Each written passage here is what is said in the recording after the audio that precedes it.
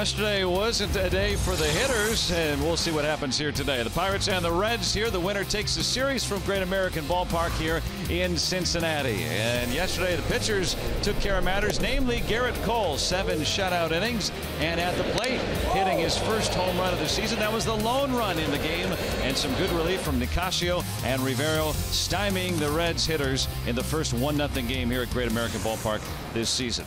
And welcome into the booth here, Players Weekend. JB4 and Milwaukee with you here today as the Pirates get set to take on the Reds, trying to take a series from them, and they have not had a lot of success against Cincinnati so far this year, but they'll try to go with Jameson Taillon today, who has not fared well against the Reds overall, but also struggling a little bit since the All-Star break. Yeah, one of the things that I look at with Jameson, why is he running into this trouble? The base on balls is up. He really is a guy that's always been a fastball command, make the pitches exactly where he wants. That's been missing here the last half a dozen starts. And for Taillon against the Reds here today, you see the numbers there. Not really a good success against 3 guys that you wouldn't really expect him to perform poorly against. Not really at all. Hamilton, for instance, it hasn't been just Jameson, but he's hit us pretty well all year. He's not swinging the bat well at all right now. So I think that's going to be a little test to show you, what's going to happen today. Look at that battle right there and who wins that, Taillon or Hamilton. Now, Taillon has some good career numbers against Votto and Schebler in the lineup as well for the Reds here today, and we'll see what the Bucks bats can do. They'll go after another Reds rookie today. Tyler Mahle will make his major league debut for Cincinnati. Pirates and Reds coming up in just a bit.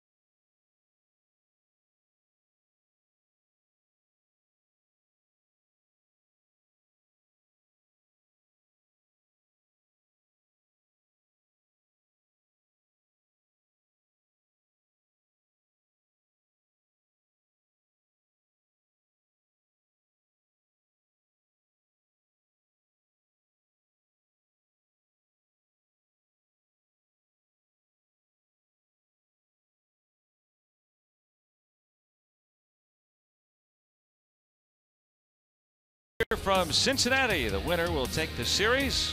Pirates and Reds here this afternoon from Great American Ballpark. And Tyler Mahle, I'm sure he's got some butterflies. Make his major league debut today and having a good season down in the minor leagues. Yeah, very, very good season. When you look at his numbers down there, he had the perfect game back in, what was that, April, early in the season. So he has earned this promotion for sure, and I'm kind of curious what he's going to be like out there to see what his stuff is. Well, the Reds have certainly seen a lot from young pitchers. 9th rookie starter overall this season for Cincinnati. Yeah, they've really went all in on remaking this rotation of theirs, and they've gone all youth basically, and they're trying to find some answers. You know, the guy that pitched last night, Steele, he looks like he's going to be one of the answers, and they're hoping that Malley also will be part of their future rotation. The Battery making a major league debut today. That's coming up, but first let's go back to our studios and check in with Dan Potash.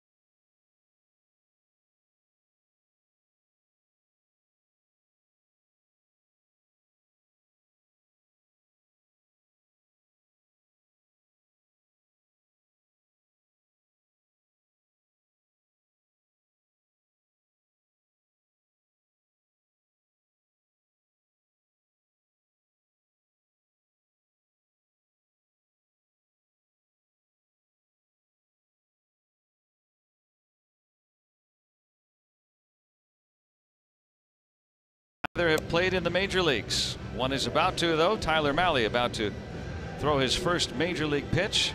But first, an autograph with a young one here in Cincinnati. Beautiful weather, warm and sunny today, and always fun to see the teams letting the kids come out on the field and spending a moment with them before we get started. Nice plateau on the top of that mound. Beautifully groomed. Yes. Here is the RAV4 lineup for the visiting Pirates today, and of course the final day of Players Weekend, all the nicknames there. So Marte and then Adam Frazier, 11 for his last 20 with runners in scoring position. Andrew McCutchen bats third. Josh Bell cleaning up. Josh Harrison is batting fifth. Easy J, that's John Jaso in right. Sean Rodriguez gets the start at short. Elias Diaz behind the plate catching Jameson Taillon. Tato. Starling Marte to start things off. Take a look at the excellent minor league numbers of Mahle. We mentioned them earlier. The point batting average very low. What I think is impressive for a young guy, look at the walk numbers, just 30 walks in 144 innings. We'll see if he can continue that at this level. That's excellent control. And I just realized that, like looking at that shot that you were talking about, I look at that a little different than I guess everybody else. I'm looking at the mound. I'm seeing how the mound is put together. Here's the Honda defense for Cincinnati with Chad Wallach behind the plate today. He's also making his major league debut. So a debuting battery for Cincinnati today. Second time that's happened in their long history. It's both happened, or both times it's happened this year. It's kind of strange to think. Franchise beginning in 1869. Another example of the youth movement in this pitching staff. I do argue with that because it's happened a third time. Obviously, the first ever professional baseball game. They were making their debuts then. Whoever pitched that day. Good point. But since then, only twice. Chad Wallach, the son of Tim, long time, very good third baseman for many years. Montreal mainly, and the Dodgers. Got to be excited. Sit back there behind home plate, big league game for the first time. Making the calls. Now Adam Frazier. And a good assignment too. You think the two have caught each other intermittently throughout the minor leagues, so they have some familiarity with one another. Wallach in Louisville this year, and Mahle splitting time, getting a promotion from Double-A Pensacola and then to Louisville. Good command of a changeup right there. Just nipped the outside corner, a little above the knees.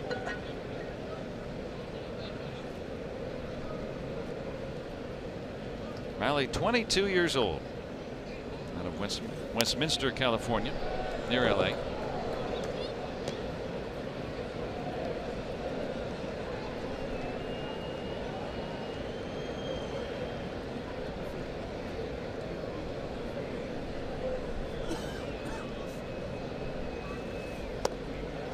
And he fans Frazier. Looks like he's got an idea of what he wants to do out there. I think this though might be a little bit of a mistake pitch. Watch the location. They wanted it down and in, and it was just one of those. I love your term for it, the slider that doesn't break, the cement mixer. The old Roger Clemens term. Yeah, that was a mistake pitch that turned out right for him. You could tell that Eli had actually sat down inside, down and in with his target, and the ball went up and away.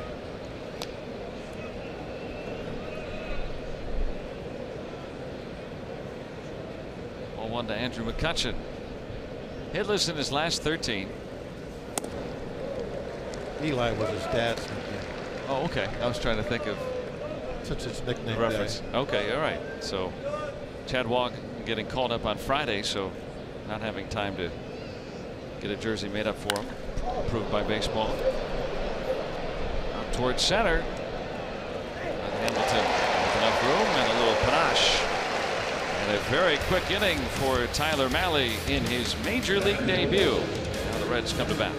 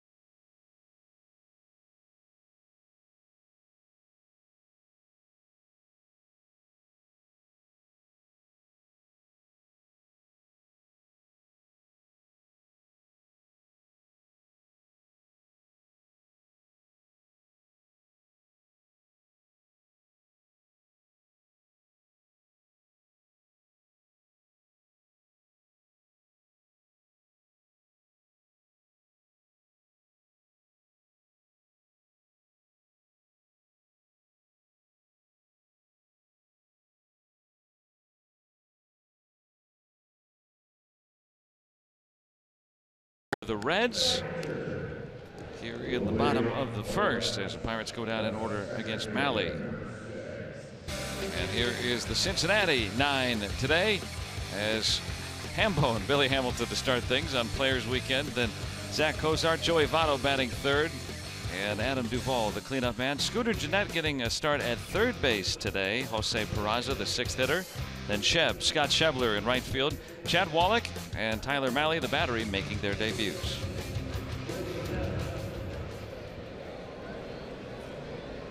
Jameson's overall numbers on the year.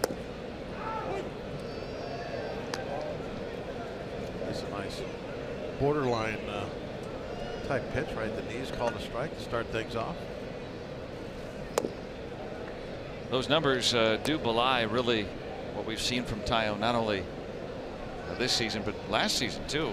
The last 6 starts, especially with those 2 very tough ones, one against these Reds, have really skewed the numbers quite a bit. But even in the last couple starts, he's been so-so. So it's not like it was just those 2 starts. Prior to the 6 starts ago, his ERA was just a touch over 3. So, and Hamilton not happy at all with the call from Jeff Kellogg. And Taillon early on being able to do well against Hamilton, his nemesis. Borderline curveball, backdoor. He gets the strike call, and of course Hamilton disagrees with it. But you know, with 2 strikes, when it nips the edge, you got to expect at least 50-50. It could be a strike. You take that pitch. Cozart, nice, out in front. Quick 2 outs, huh? Trying to cheat to the fastball there, it looked like. So quickly 2 gone, and let's look at our Rivers Casino tips to win. I like him to light up the strike zone. We were talking about you know, him not getting the edge strikes in his last outing. You know, all that was going the other way. And you know, when you light something up, you got to have a spark. So how about somebody provide a spark against this rookie battery? Like it. Josh Bell's been swinging a hot bat, and Taillon coming off a start where he walked 5 batters. That's, I don't care, you know, what he's doing. That's very unusual for Taillon. So look to see that change here today. Well, a lot of it was early on. He was throwing balls that were just right on the edge. He wasn't getting any calls. You can't ever just, you know, blame your outing. Oh, the umpire messed with me, but that's what happened. Now here he's getting some of those calls. You see those first 2 pitches there were actually off the plate a little bit, and one of them was called a strike. So far so good on getting the edge strikes. Elias Diaz, his battery mate today, trying to help him out as best he can.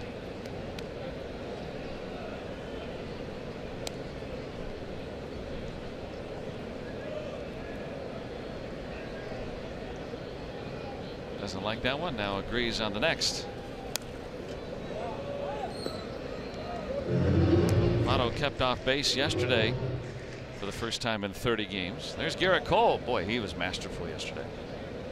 Couldn't do anything more.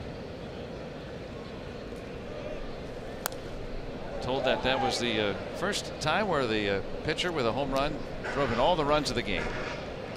And the team won in a shutout victory. First time the Pirates had ever done that. Cole issuing 7 scoreless. I think Morgan could have done is give himself a cushion, hit 2 home runs.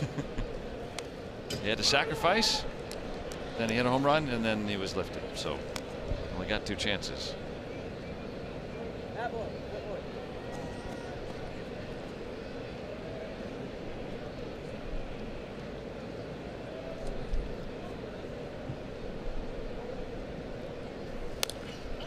And again, is spoiled by Votto.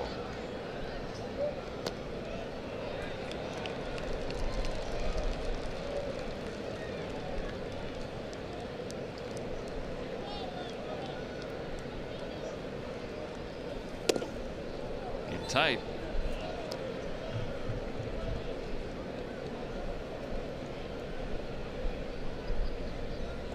Votto, a couple of strikeouts in yesterday's game.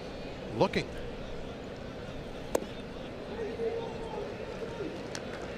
curve that time. He's thrown him everything this at bat. This will be the 10th pitch coming up. He's tough. He's just tough. Otto, yeah. Tough customer. I don't think you'd want to face him, right? I mean, that's just a guy that, because you're either going to walk him, or he can hit the ball out of the ballpark, or he can just find his way on if you make a pitcher's pitch. He spoiled all the good ones. Didn't give him anything too good to hit, and then he walked him. So. And he jumped his pitch count way up.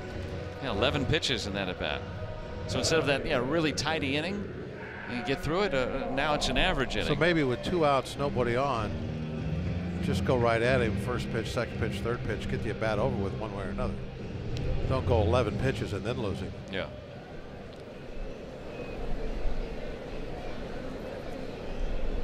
That's why Votto one of the best.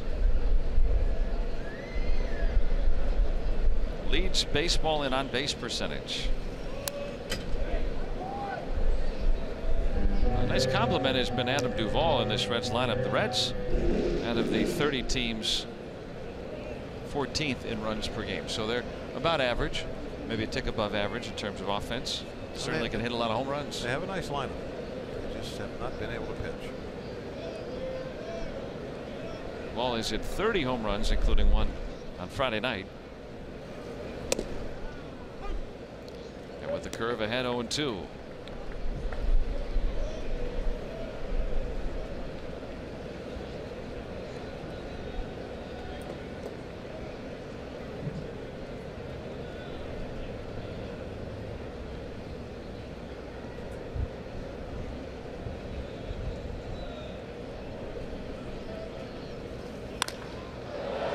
To center, and McCutcheon will haul it in shy of the track to end it. Votto works up that pitch count, but otherwise a scoreless, hitless inning for Taillon.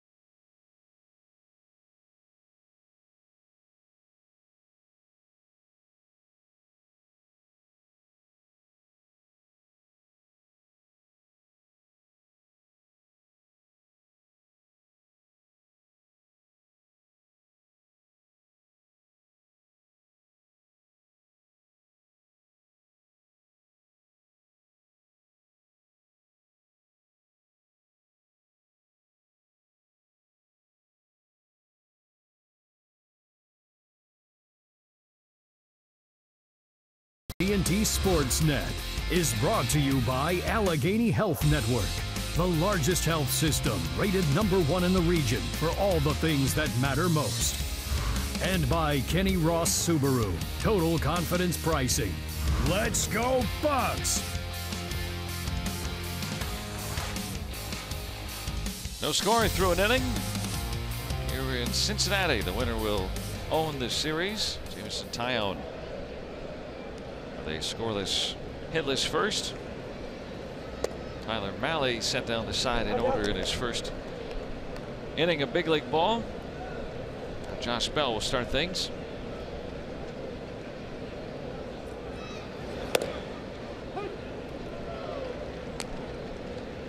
Bell has been enjoying a nice month of August.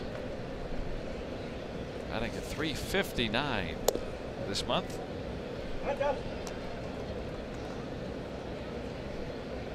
He's been a consistent run producer and has now pretty much every day been stationed in that number 4 spot, the cleanup spot. A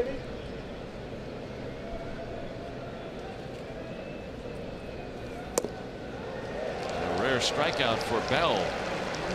He has been putting the ball in play with regularity as well, too. There's not been a rare strikeout for the Pirates, though. Yeah, Bell's been the exception. He's been having an awfully tough time getting the ball put in play of late. Ball's in a good spot. I was talking with some of the hitters last night about Luis Castillo, the Red starter, and there's Chad Wallach doing the catching today, and there's Tim, Marlins coach, and here today, multiple-time All-Star with the Expos and Dodgers, getting a reprieve from the Marlins today to see his son make his debut, and Milwaukee did pretty good against him. Look at that. Get lucky every now and then. This is a very good player, too. A 5-time All-Star. Nice job. I'm sure you can find, if you look just around the corner, you find somebody that hit 500 off me. Never sniffed an All-Star game. Harrison is retired for the second out. Pretty impressed with Malley so far. He's not all stuff, you know. I mean, I've seen a couple 95s, but a lot of it with him to this point has been able to put the ball where he wants to be more of just a pitcher. Spotting the fastballs. Not that he doesn't have a better than average velocity, but you know, I was kind of wondering, looking at those minor league numbers, is he just going to come out and throw gas? Not the look at that pitch right there, 94, perfectly placed. Well, you think about, you know, and again, we have not seen him pitch before, but if you look back at that perfect game that he threw, a 9-inning perfect game in April, throwing 88 pitches, 8 strikeouts, not 15 strikeouts. So, you figure that he probably got a lot of early contact in that game. Obviously didn't walk anybody. One of his quotes after the game was, "All I tried to do was throw it over the plate as hard as I can." And I saw that and I thought, "Whoa, this guy's maybe a real hard thrower then." Got a good fastball. There's no denying that, but he's much more than just going out there and great stuff. At least here early on, the first few hitters you watch. I mean, pretty impressive to get through. I mean, you don't even see minor leaguers go 9 innings anymore, but 88 pitches. For instance, Rich Hill the other night, Wednesday, when he was through 8 perfect innings, he was at 87 pitches. So I was on the pitching chart one night back in A-ball, a long time ago. Marty Bystrom threw his perfect game. Because I was on the chart that night, I remember it was 89 pitches, which was very impressive. I didn't know that Marty Bystrom threw a perfect game. No, that was back in April. Yeah, still. For Valley, there's only the second one in Southern League history to last 9 innings. We had another guy on our team that year named Henry Mack, who was a stuff guy, real hard thrower, great fastball. He also threw a no-hitter that same year, within like maybe a couple weeks of each other or something like that. It was fairly close. It wasn't a perfect game. He lost his no-hitter 3-2. I'm sure it wasn't 89 pitches. The Andy Hawkins of no-hitters. Deso grinding this at bat here. This is pitch number 8 right there. Right at the top of the zone.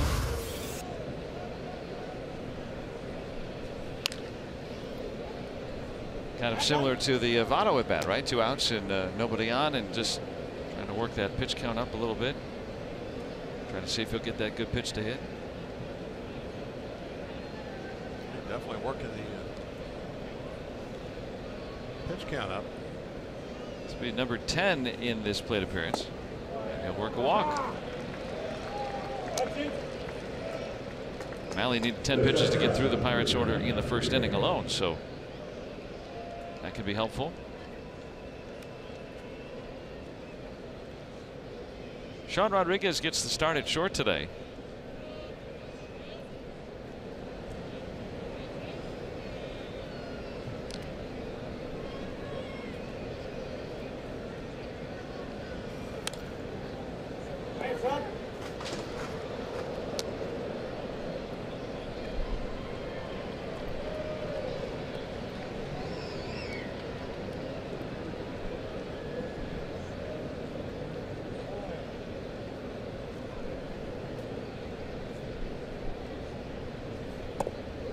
Go? No. Oh, Chad Whitson says yes. A wry smile from Sean Rodriguez. Yeah, Sean doesn't like that call, I'm sure. What as surprised as I was to see that fist go up.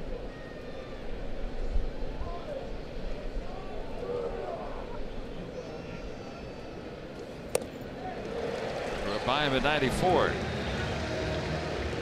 2-out walk. That's it. Tyler Mahle scoreless through 2.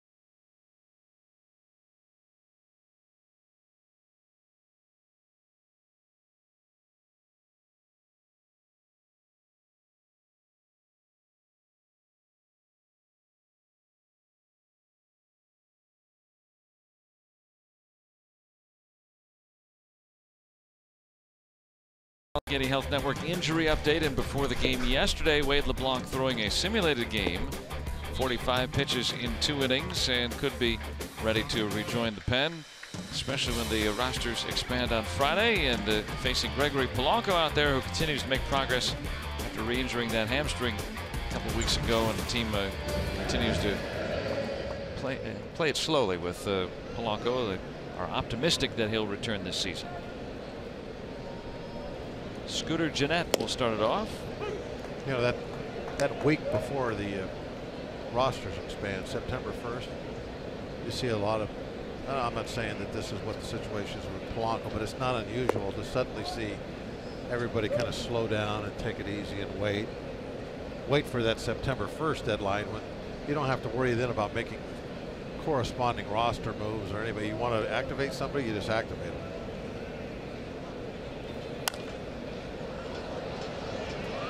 Pirates have been pretty healthy all season, but a few guys nicked up here toward the tail end.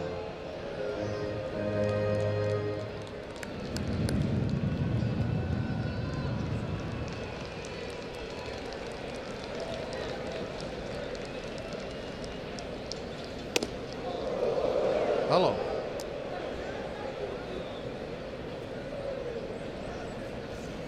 Had to scoot out of the way.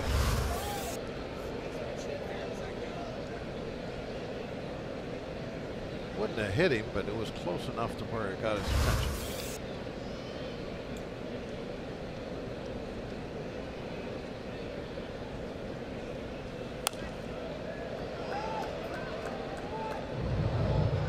Now Taillon here early, really throwing everything to the Reds, not simply establishing fastball command.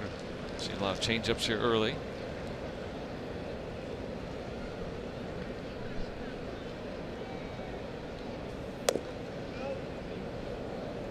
Which makes sense. The Reds have 4 guys that bat left-handed against the right-handed Taillon.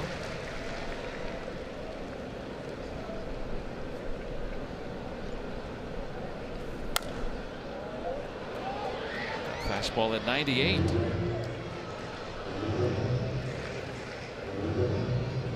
That was a 2-seam fastball.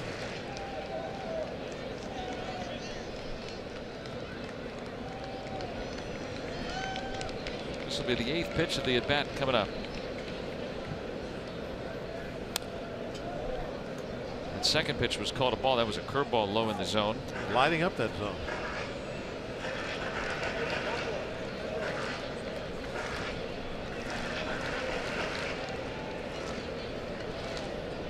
Taillon walked Votto on 11 pitches in the first inning. So far, the Reds' lone base runner.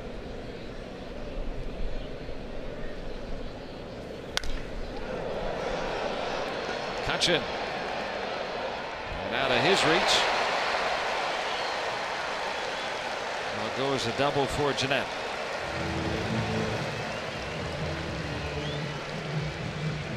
Well, not only hit well, and that little side spin on it as it's coming off the bat. The spin is going to move it further and further away from McCutchen as he chases after it. That slice motion on it.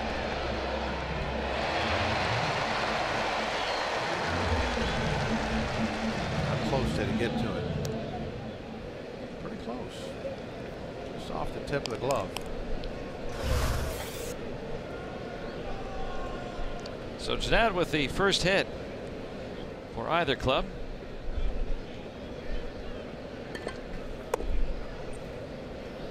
No one was covering the bag. Absolutely nobody home on that one. And Diaz chose to throw it anyway, and that will move Jeanette to third on his throwing error. The only thing I can assume there is that somebody must have missed some kind of a sign. Might have been prearranged. Well, he has to be to throw to an empty bag. I mean, Sean, even if he gets there in time to catch the ball, look where he's at. He's 10 feet behind second base.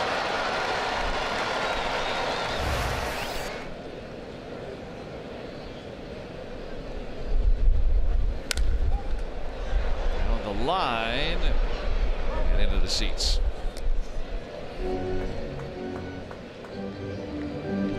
That will compound the difficulty of stranding a leadoff double. Now a man at third with nobody out. And Peraza was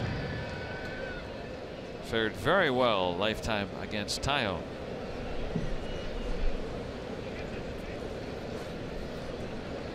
Eight hits and 10 at bats lifetime against Taillon.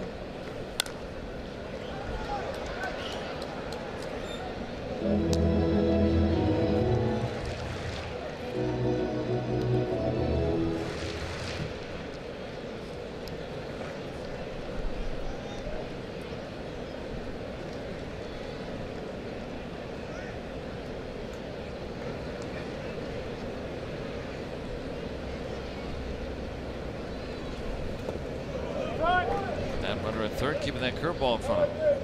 You put down the 2, and especially when you got 2 strikes on a hitter, because you know that Taillon is going to try and get a chase here.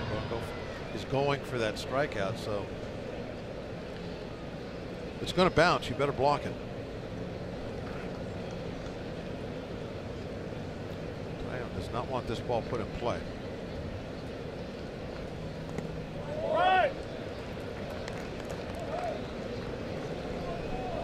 Decision time. You don't want to walk anybody here either with nobody out. So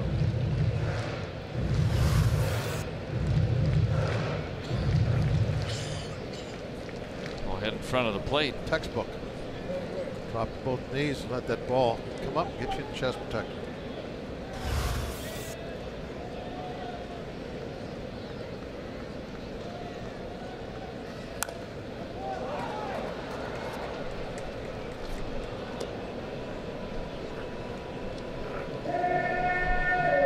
Another 3-2 count issued by Tyone.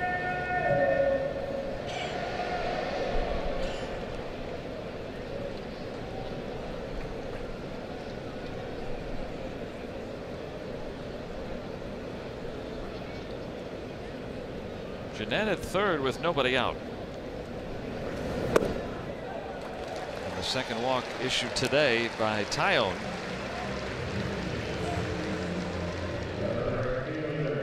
So 16 pitches in the inning. Looking for that first out.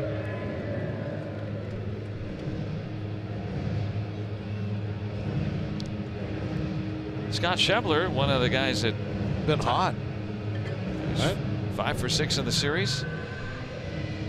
Tyone has done well against him.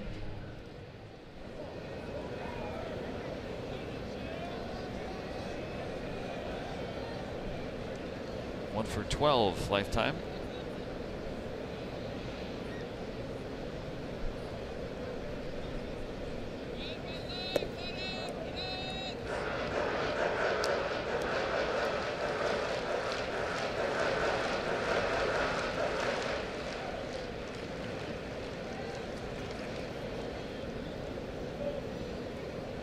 Reds seem to be pretty patient right now with Tyone. Well, he's got scouting reports. Out and deep to right. And McCutchen and Jaso. McCutch held on. Colliding. It will be a sac fly, and Jeanette is in. And both seem to be okay. Some miscommunication again.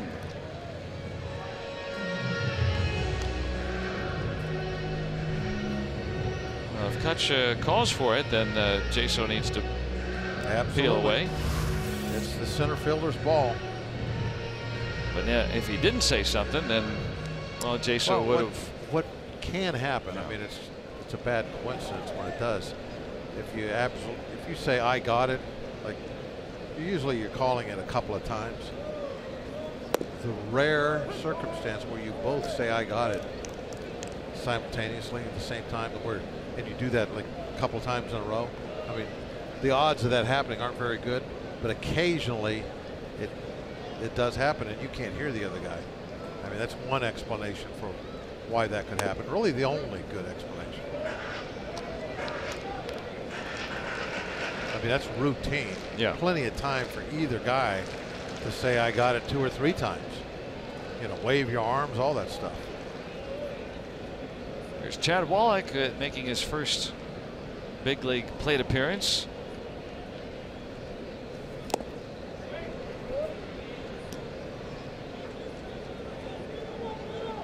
'25-year-old catcher.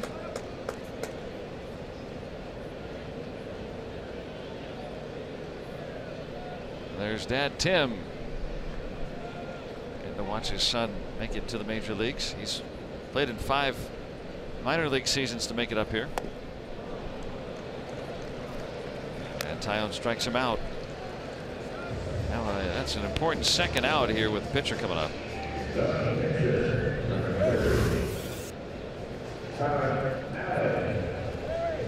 Sharp curve. Dropped the hook on him.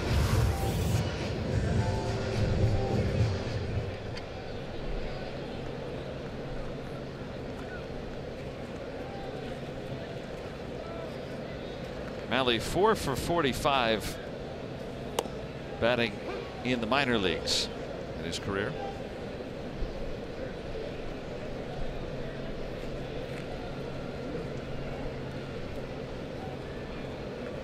Barraza runs well at second. A run in on the sac fly by Schebler.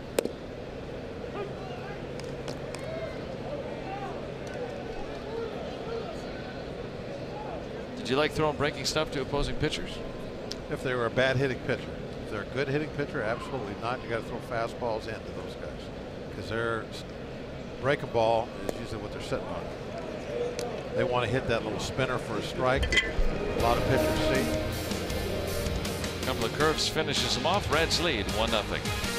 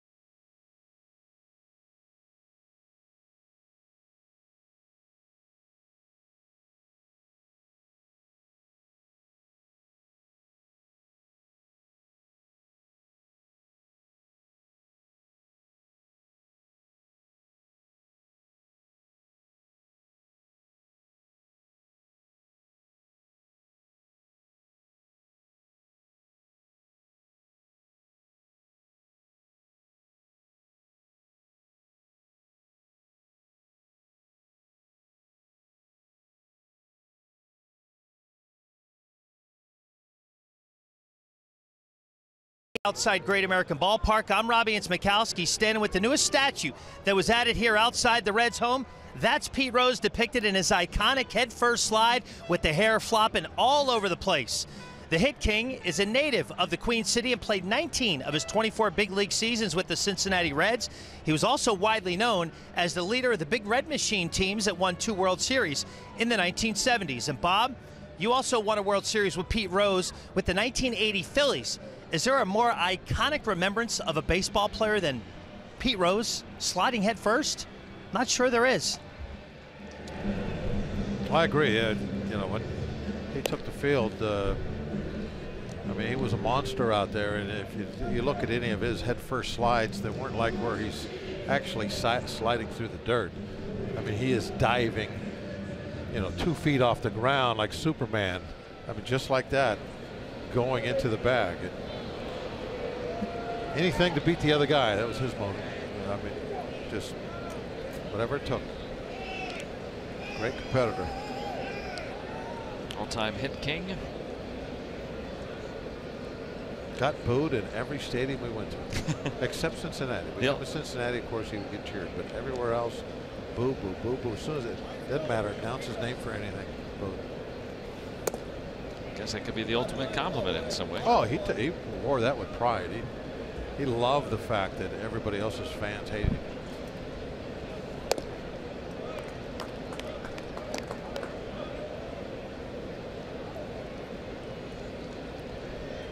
Tyler Mahle making his debut today as he walked a batter.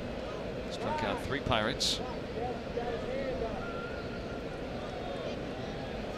But he has yet to face El Maracucho, alias Diaz. On Players Weekend, guys like, you know, Mahle and Wallach, who are making their debuts today, they didn't have advance notice to check in those names with baseball, so they just get their surnames on the uniforms.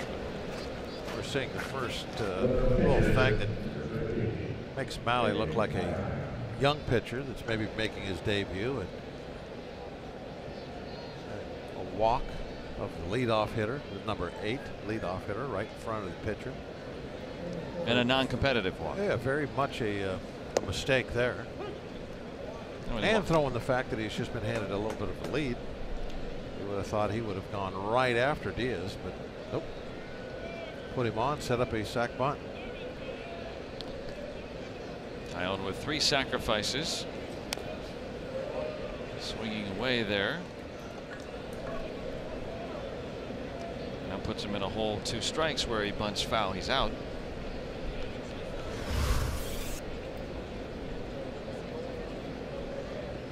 It seems to me if you're going to bunt, that would have been a good pitch to bunt. Bunt. Right there. Yeah. That would have been the perfect pitch to lay down. We've seen a little pattern lately where the Pirates pitchers will try to bunt, swing, and then try to bunt again with 2 strikes. Got that one down. So Diaz at second with 1 out.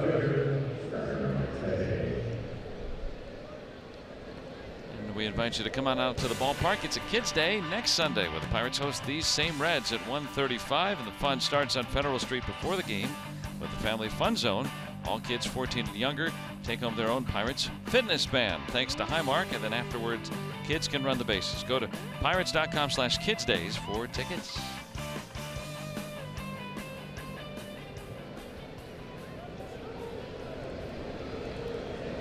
Marte will bat with a man on in scoring position for the first time.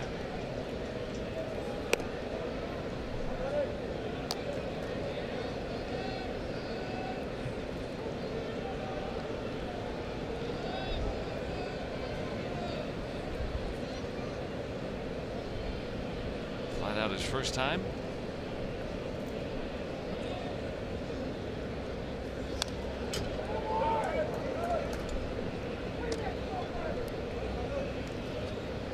Nothing here. That was the final with the Pirates winning last night. First time all year that there was a 1-0 game here. This is more of an offensive type of ballpark. Great American Hitters Park. And if the Blue Jays visit too. Riverfront, same way. Great place to hit. That was just a couple blocks from here, right? Right behind us, pretty much, right? Right next door.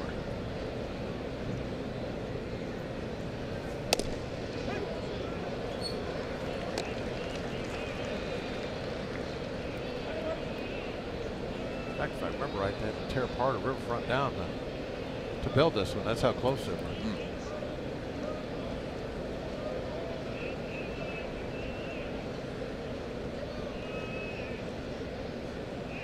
There's 2 separate stadiums for football. Diaz moves to third, and Marte ends up beating it out.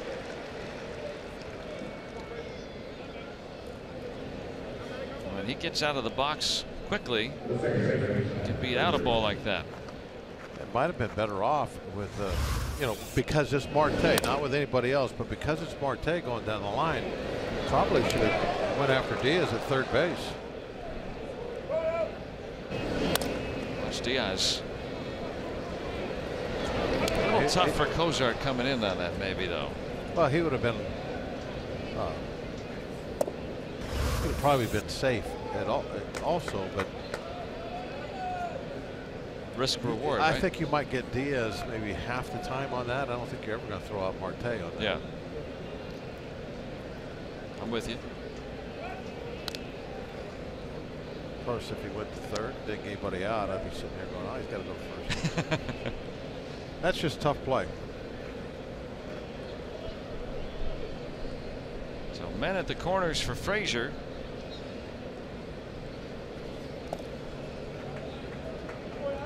Overall hitting .325 with runners in scoring position. That's gone way up over the last about month or so. 11 for 20. More times than not, he gets a hit with a man in scoring position over the last 5 weeks or so.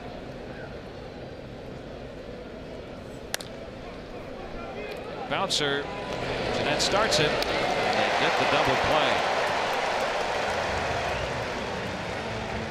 Pirates' best chance thwarted by the Reds here in the third.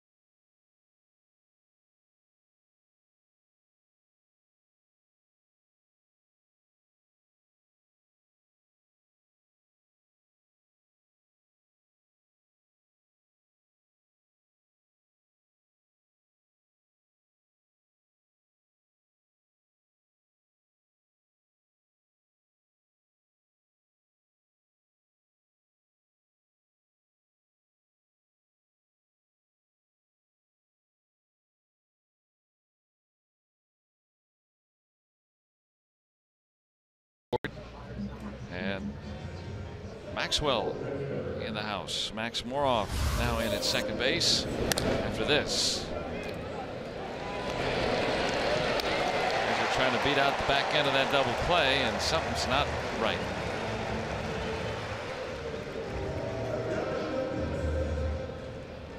That's some kind of maybe some kind of muscle grabbed him there going down the line. Time back in late April and early May with a hamstring concern on the left leg, but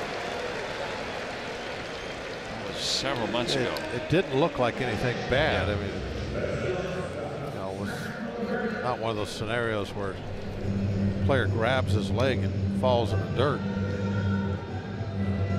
Maybe got it shut it down soon enough to where it's just something they miss a couple of days with.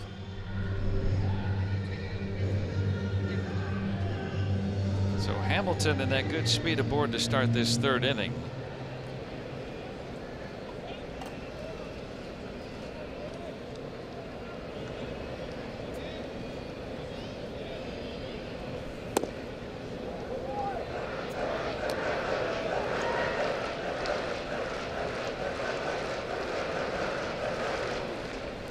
Cozart flying out his first time.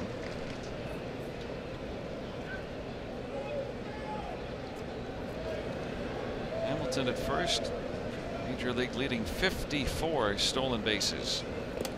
And he's going to move up at least one base. Yep, that'll be in on that wild pitch. Takes like 3 steps and he's at second base. One of those curveballs. Remember last time I was talking about the textbook, going to your knees, letting the ball come up and hitting you in your chest. That was from a different book. That was from never get to your knees and just try and backhand the curveball in the dirt.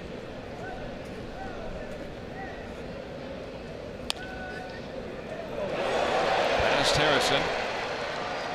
And Sean Rodriguez backing up the play to at least keep Hamilton from scoring on that. Without a single.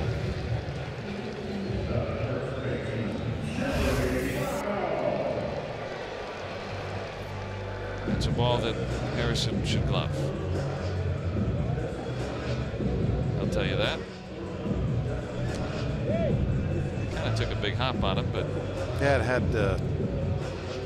had some spin on it, and it looked like it came up, and that's why he went to the side. When you feel the ball on the side like that, it gives you a little bit long. The ball's going to travel after that last bounce another maybe 5-6 inches, so that gives you a blink of an eye longer to try and make some kind of an adjustment.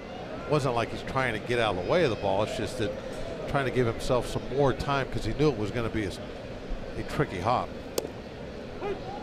And that's the risk you take. You try to get that better hop. Sometimes if it does get past you, it's going to get past you rather than if you get in front same of it. play over at second base, you get in front of it and you take the ball in the chest because you got plenty of time to throw the runner out at first. When you're on the other side of the diamond, if you don't catch the ball clean, you're probably not going to get anybody anyway. So a lot of times knocking it down might save a run if there's somebody on second, but you're probably not ever going to get an out unless it's a real slow runner. And that's what made Rodriguez's play nice, backing that ball up, because if it does get past him with that runner on second, Hamilton's good speed, he's going to score on that. Yeah, if he doesn't go over there and back that up, they got to run. Oh, in a blink of an eye, the player has to make those decisions. With nobody out, ahead 0-2 on Votto.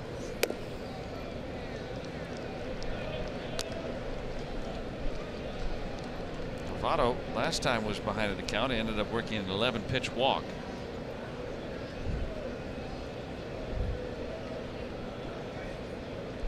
See how aggressive Taillon is here with men aboard. Votto hitting .363 with runners in scoring position.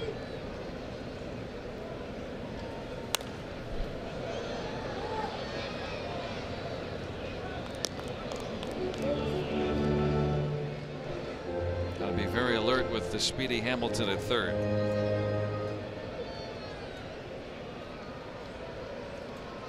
He can gallop home very quickly.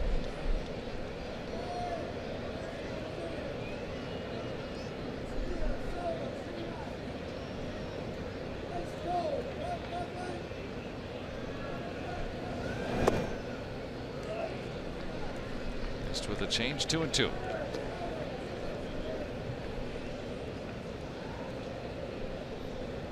Pitch count's going to be an issue today, it looks like, with Taillon. Starts getting some quick outs. Yeah, Votto an 11 pitch at bat his first time around. Jeanette a 9 pitch at bat leading off the second.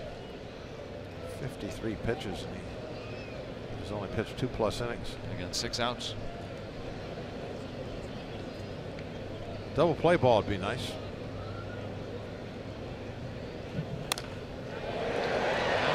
That's a foul ball. Looked like trouble off the bat. Had enough hook on it though to barely make it into the dirt on the other side of that chalk line. Votto thought it was going to be fair. Start down the line right away.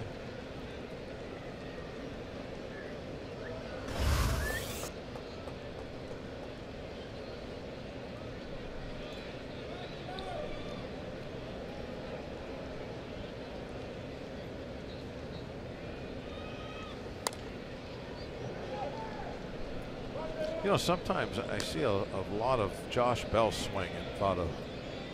Like that would be this is a Josh Bell swing. Improvising. Isn't it? Bringing the hands way in and trying to do something with a pitch in or in off the plate. And maybe even hitting it the opposite way. Their nickname should be Ashes.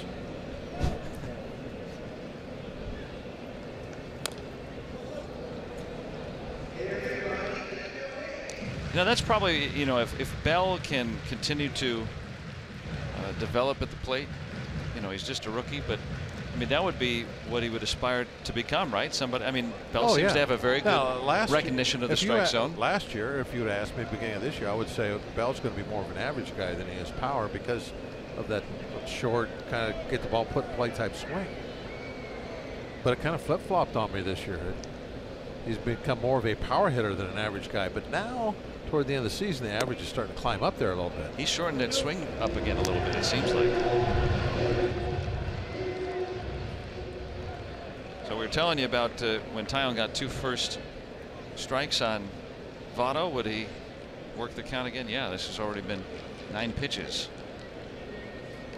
Very tough to put away. One of the very best all time with 2 strikes on him.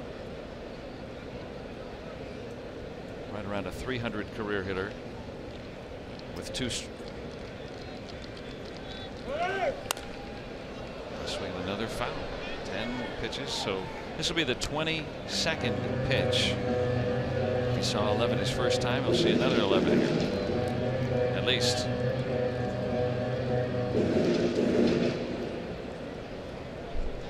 I think he has called time to go out to the mound, just to give him a break, a little bit of a breather. All these pitches in a row, one after another. Taillon's throwing everything at him.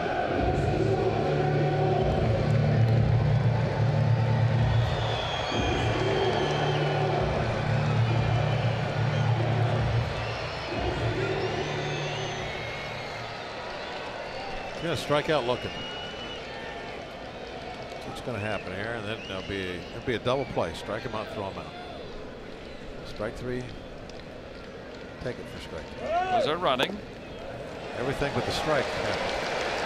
He took it, but it was a little bit low. I don't know where to put it. Well, same result, an 11-pitch walk. Just out of our WB Mason strike zone. Remember where it crosses the front of the plate, not where it's caught. Determines whether a strike or not. So 22 of the 59 pitches seen by Votto in his 2 plate appearances. But now with nobody out, the base is full of Reds. Adam Duvall has hit 2 home runs against Taillon and 15 career at bats, with 6 hits.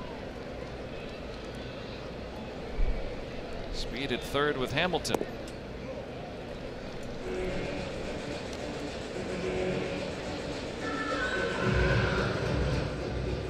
Looks like Ray's going to come out and have a visit. What do you think he's talking about right here? Well, I Is this think more of a break? You know, I was watching him down there, and after this first pitch, I mean, he got off his bench like a shot, and I'm thinking that he saw something on that first pitch that set up some kind of a red flag for him. I mean, it wasn't like, okay, I'm going to go out there and give him a breather now or anything like that. Something in his delivery, particularly on that last pitch, got Ray's attention, and he wanted to make sure he got out there. I mean, he was almost jogging down the dugout, going toward the steps. Ray doesn't make a lot of visits during a count. You know, it's in between hitters when he makes, I mean, probably 99% of his visits. So going out there in the middle of the count, there is something that he saw that he didn't like, or he wanted to tell Jameson and try to tell him early enough in this at bat to where hopefully he can make some kind of an adjustment.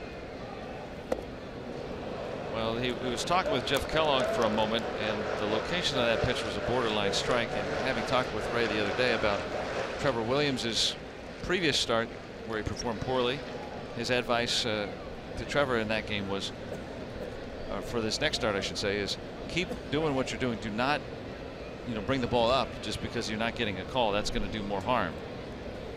And perhaps that was some of what Ray Searage was asking Taillon to do right there, because you know, you elevate that ball just, you know, half the height of the baseball, and maybe that's something that Duvall can drive with the bases loaded. That's no good.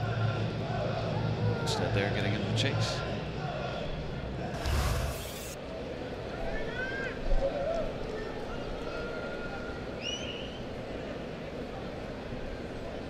Bases full of Reds, nobody out.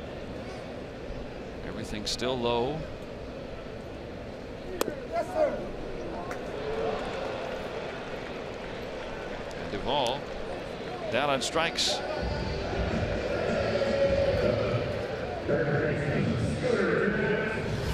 Pretty good result after that visit.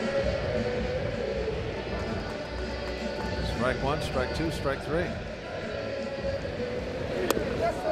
Well, you can see Duvall's knees buckle on that curveball a little bit.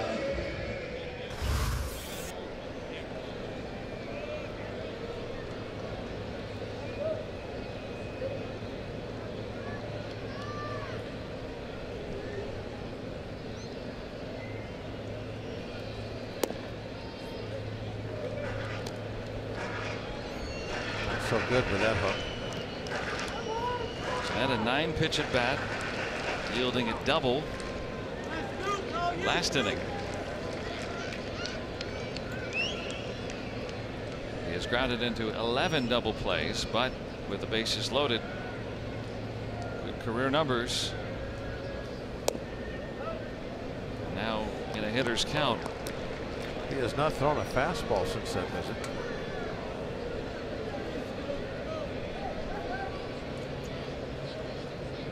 It's unusual.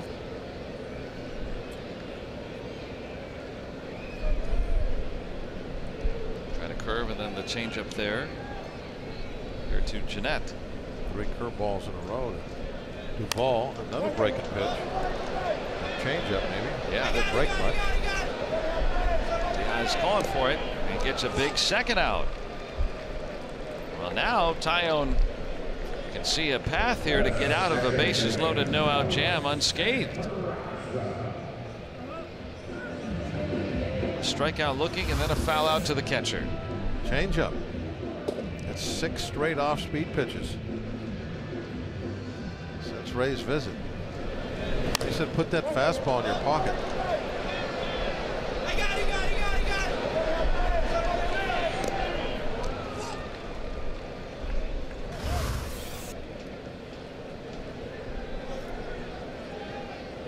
Jose Peraza, he walked his first time. Again, started him with a curve. 7 straight off-speed pitches. Now, as a hitter, I mean, you still got to defend 97, right? And look for that, or can you say, well, we're seeing a pattern here? There's no. I think it's not a pattern. 2 hitters not a pattern yet. I mean, pattern is something, you know, he does for 3 innings, and then you're like, next time through the lineup, you're like, okay, this is what he's doing. Again, curveball. And a good stop. 8-8.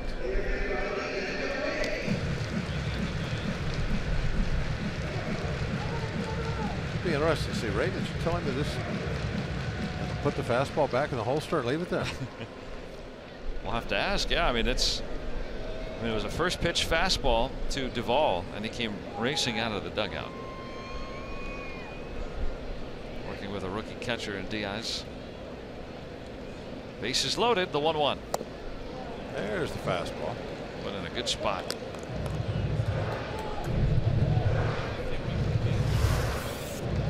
Good spot, excellent velocity.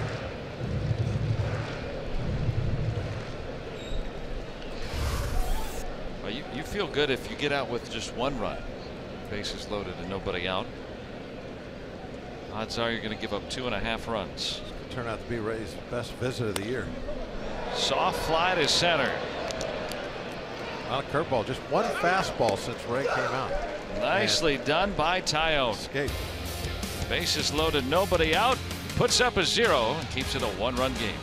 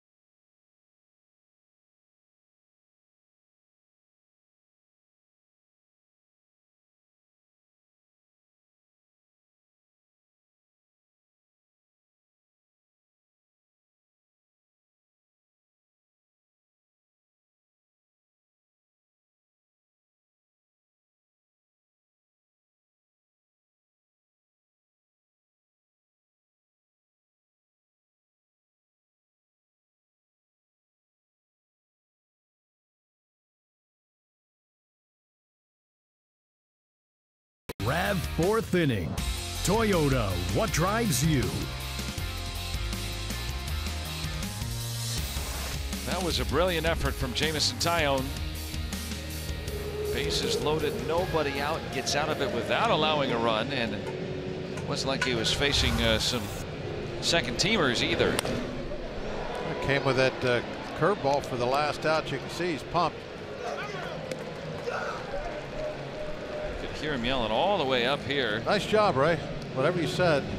Look at Ray smiling. How about the entire stretch there? Only threw 1 fastball, and it was a beautifully placed 98-mile-an-hour job right down at the knees on the outside corner. Just an incredible, you know, display of kind of change in pace there a little bit. Whatever it was. You know, I don't know whose idea that was. Was it Ray? Was it Tyone? Was it Diaz just calling those pitches? Wow.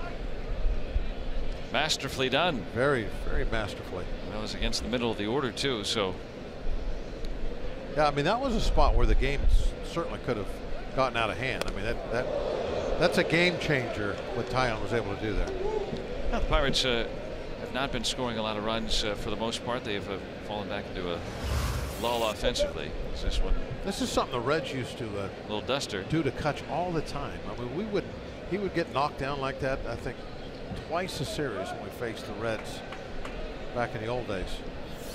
Kutch was first coming up, first couple of years. Back in the old days, you'd see that all the time with all the better hitters, right? I mean, you try to get them off the plate. You try to intimidate them. No, Cincinnati had a thing with Kutch. They had a lot of issues. McCutchen asked for time, didn't get it. Instead, he grounds out. He's very angry about that. There's something. Yeah, he asked for timeout. He asked for timeout and didn't get it granted by Jeff Kellogg. Kutch hardly ever argues with an umpire, and he is hot. He asked for timeout. You don't have to give it to him. And Jeff Kellogg, the crew chief, senior umpire, giving him some rope here.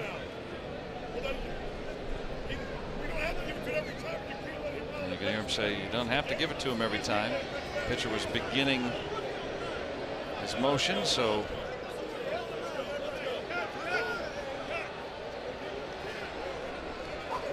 McCutchen's been ejected only one time in his career. That was last year by Chris Conroy. And so Kellogg allowing McCutchen to spew, but doing a nice job. Kellogg does a really nice job about handling these situations. He's done that before with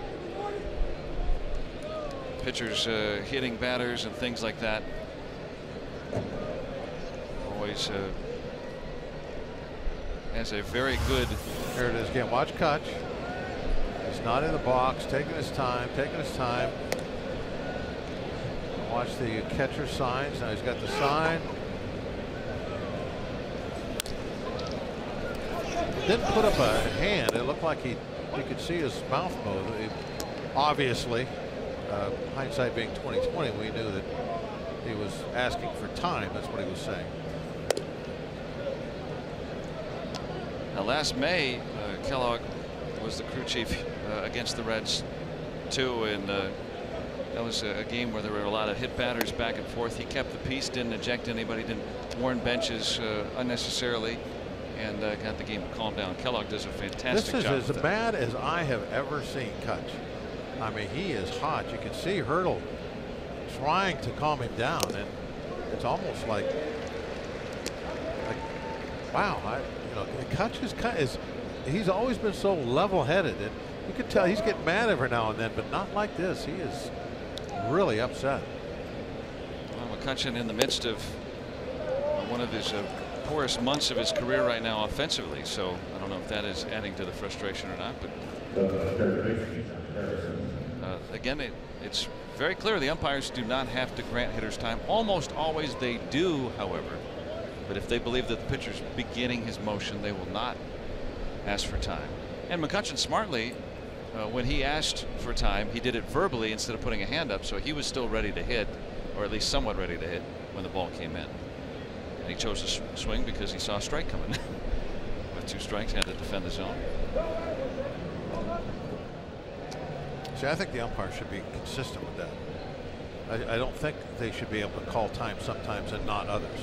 Either one or the other is the way it should be. Well, that's again, if the umpire sees the pitcher begin his motion, or is in the motion to begin his motion, you know what I'm saying? He starts to rock or whatever, he won't grant the hitter time. From experience, I have to say you're wrong. All right. Because I guarantee you, I've been in my windup and looked in and see the umpire calling time. Oh, sure. And then now Josh Harrison hit with a pitch. Harrison hit for the first time since July 28th.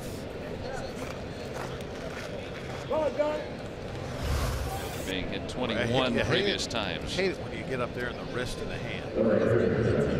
That's the spot that guys can get hurt.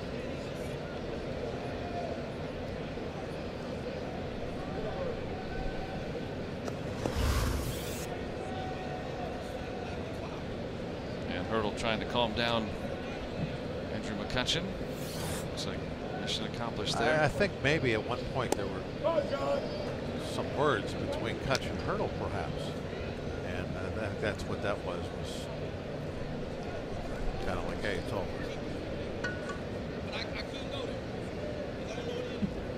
So now with 2 men on here, a walk and a hit batter. That is a fair ball. And that's going to score at least 1. Bell is in. Harrison being waved home. And he's going to score on the double by Jaso. The Pirates have their first lead.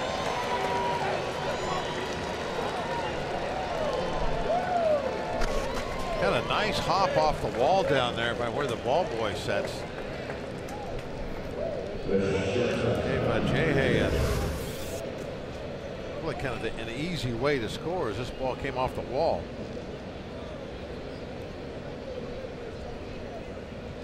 Now he just got to pick up the chair to get out of the way, or at least himself. And then again, the ball bounced off the wall, cut back out in toward the middle of the outfield.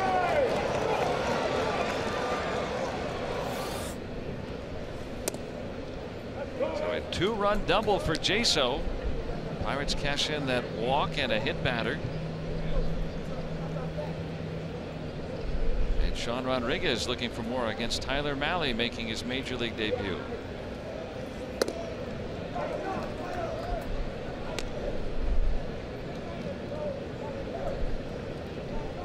We're told that Adam Frazier has been removed for the game with right hamstring discomfort. He had a left hamstring strain in the opening month of this season, so that's the other leg.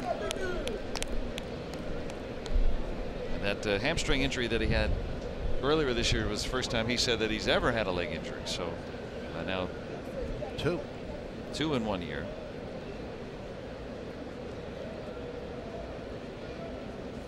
But several months apart. Well, there's a walk, and now let's see if Mahle unravels a little bit. Looking back to last inning, now Tyone, bases loaded, nobody out. He puts up a 0, enabling the Pirates here with a modest rally to be able to take a lead. Absolutely. Very important that he was able to get out of that, and it's always been said, I don't know how true it is, it's one of those things like, you know, somebody makes a great play and they always lead off the next inning. It's like a momentum changer. When you pitch out of a big jam, then that gets the offense going. It gets them all fired up. Well, in this case, you could say, well, yeah. Or maybe it was Kutch screaming at the umpire that got the offense fired up. Mahle helping matters by walking and hitting a batter. He's walked another now. Yeah, he's kind of shot himself in the foot here a little bit. Mahle has walked 4 batters. Remember, we pointed out that he's a control guy. Yeah. And he has been in the minor leagues, but again, making his debut. This is a different animal here. What happens up here is not that all of a sudden you're way wilder. It's kind of two things. You try to be a little finer because you think hitters are better, and I got to make this pitch, I got to make that pitch. And the hitters are better in a sense that they don't swing at as many bad pitches as they do in the minor leagues. So those two things combined can make it more difficult not to walk guys at this level than wherever you came from. 1.9 walks per 9 this year for Mahle in AA and AAA. That's a very good number. With 4 walks and a hit batter. 2 on, 1 out for the number 8 hitting Diaz.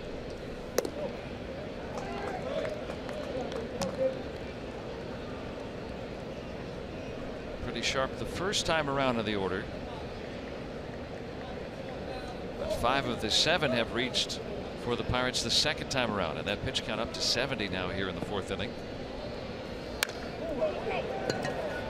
It stays up there for Schebler. Registers the second out.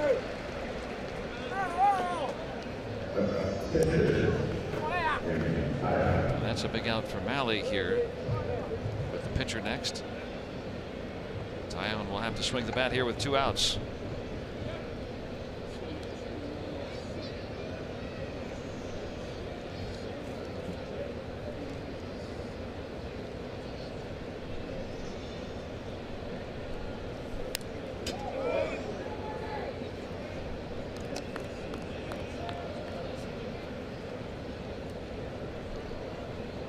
.71 in the batting average.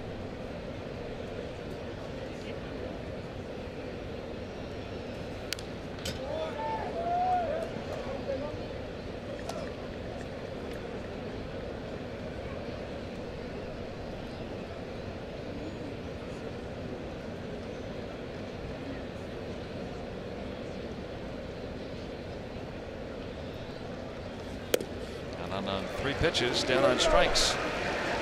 But the Pirates take the lead Two-run double by John Jaso. Pirates leading 2-1.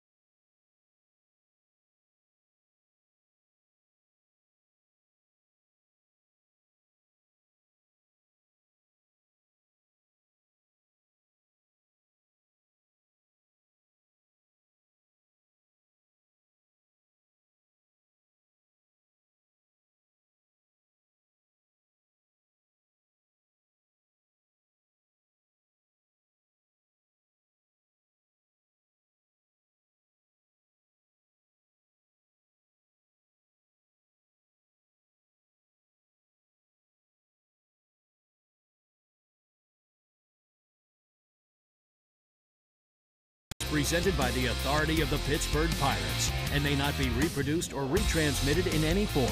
And the accounts and descriptions of this game may not be disseminated without the express written consent of the Pittsburgh Pirates.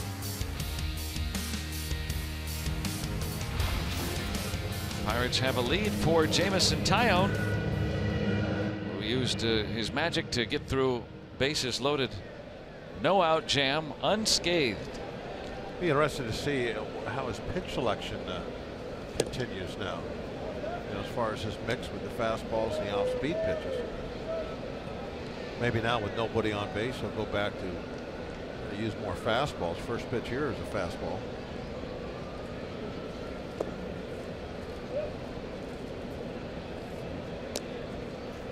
Scott Schebler drove in the Reds run with a sac fly back in the second. Yeah, what was it, the final, let's say 10 pitches, right? Only one was fastball. Once Ray Searage came to visit. He's 2 out of 3 to start this inning fastballs. Just something to watch. Just curious about how they'll go back to throwing fastballs with the bases empty. Change up. He's thrown a good number of those today.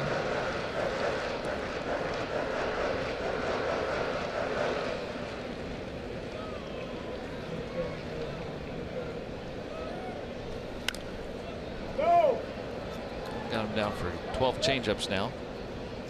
And this year he is, for the season, at about 66% fastballs.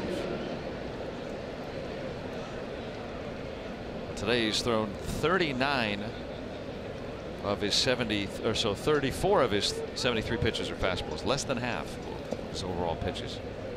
Yeah, that percentage really took a hit in the last inning. Yeah. You don't see a lot of pitchers throw the secondary stuff more than a fastball overall. So we're trying to change things up. Maybe the Reds probably. Ryu is like that. The Dodger pitcher we faced the other day. His fastball percentage is down about the 40s, I think. Rodriguez goes and gets it.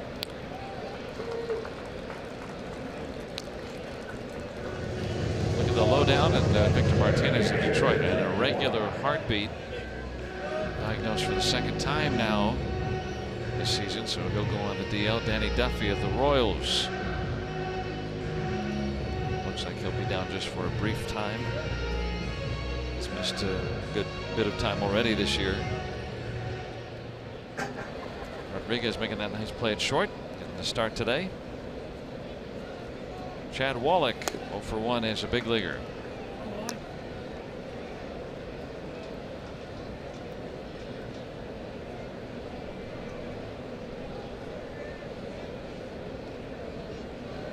Reds have worked some pitch counts, or worked the pitch count up on Taillon today.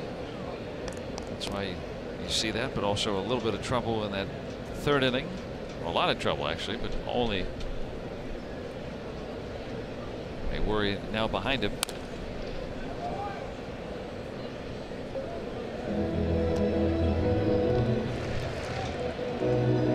Taillon looking to put up a decent outing. He's only been able to go 5 in each of his last 2 starts. Pitched into the 7th, his previous 2 giving up just 2 runs in each, so he's been inconsistent, but he's shown some of that good stuff that we saw in the first half of this season. But you can understand why if this year maybe is not as consistent as we saw last year for him.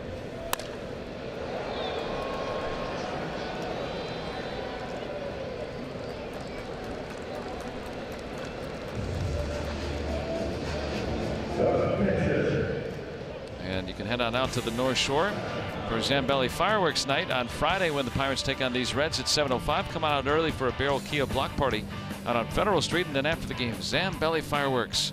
Thanks to Powerade and Sheets. Get your tickets at pirates.com/fireworks.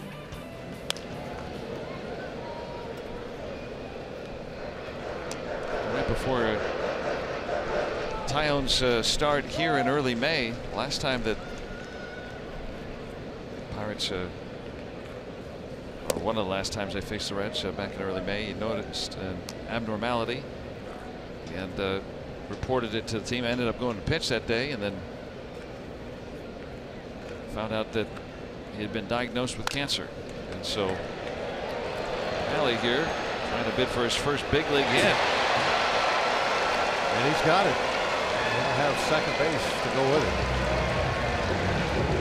So there it is in his second plate appearance, Tyler Mahle.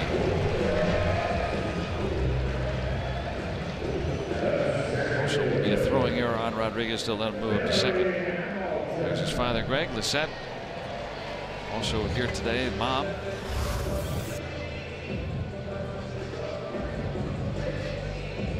Got the head of the bat to it.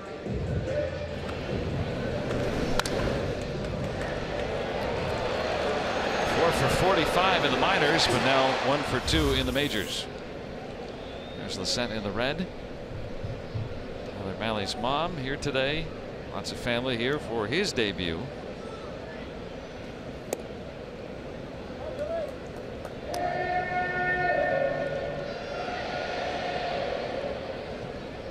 We've seen how he can pitch. Now we'll see him on the bases, but Taillon with 2 outs, hoping that it will be a short stay.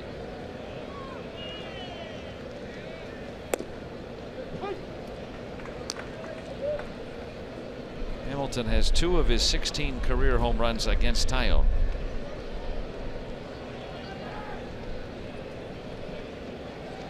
Yeah, this was a matchup we were going to watch today. It's 1-1 so far.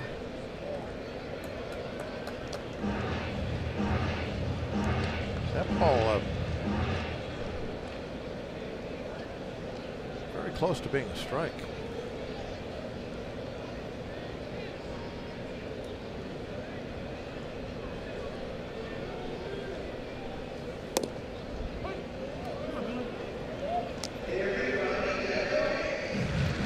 That one right on the edge too. Yeah, they were, as far as on the edge of the plate, they were identical. And high and low, they were identical. The other one was right at the bottom of the strike zone. This one was right at the top. You see the third pitch and the fourth pitch. One was called a ball, one called a strike. Trying to work around the dartboard. Just missing. Now 3-2 on Hamilton.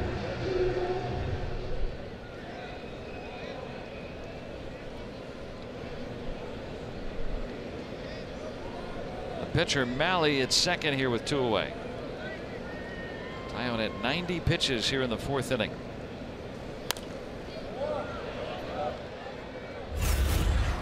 Now this is earlier when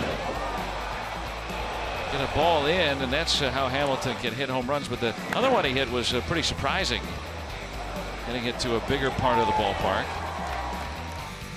Usually if Hamilton's going to hit it out, he's going to yank it right down the line. One ended up in the Allegheny with an assist.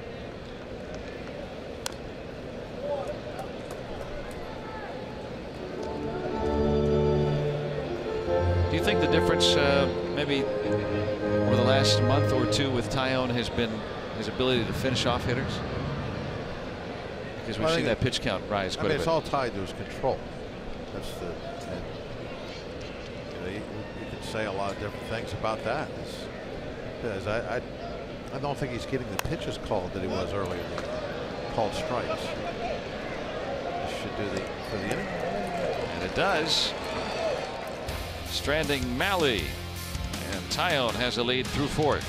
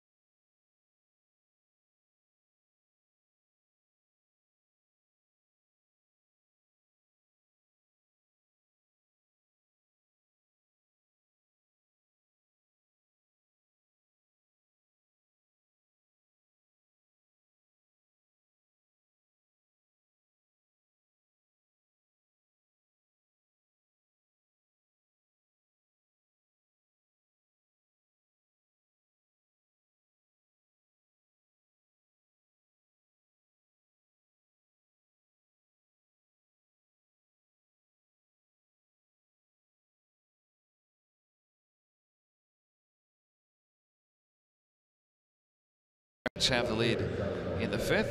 Now Cleveland with a 6.5 game lead out in the Central, so they're feeling better about matters. Cream kind of rises to the top this time of year, it seems.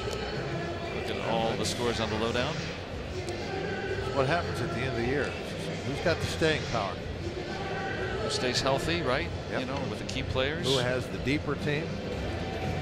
That's the way you stay healthy, right? If you got you gotta have some depth, more better players, right?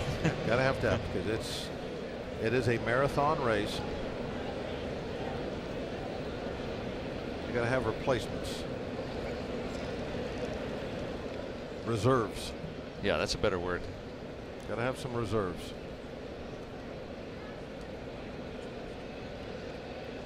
Top of the order coming up against Malley at 74 pitches. Base hit and maybe more for Marte. Now he'll be held to a single as Schebler quickly gets to that ball. Nicely pounced upon by Schebler. The line a bit for Marte. He can always turn it into a double though. Those good wheels.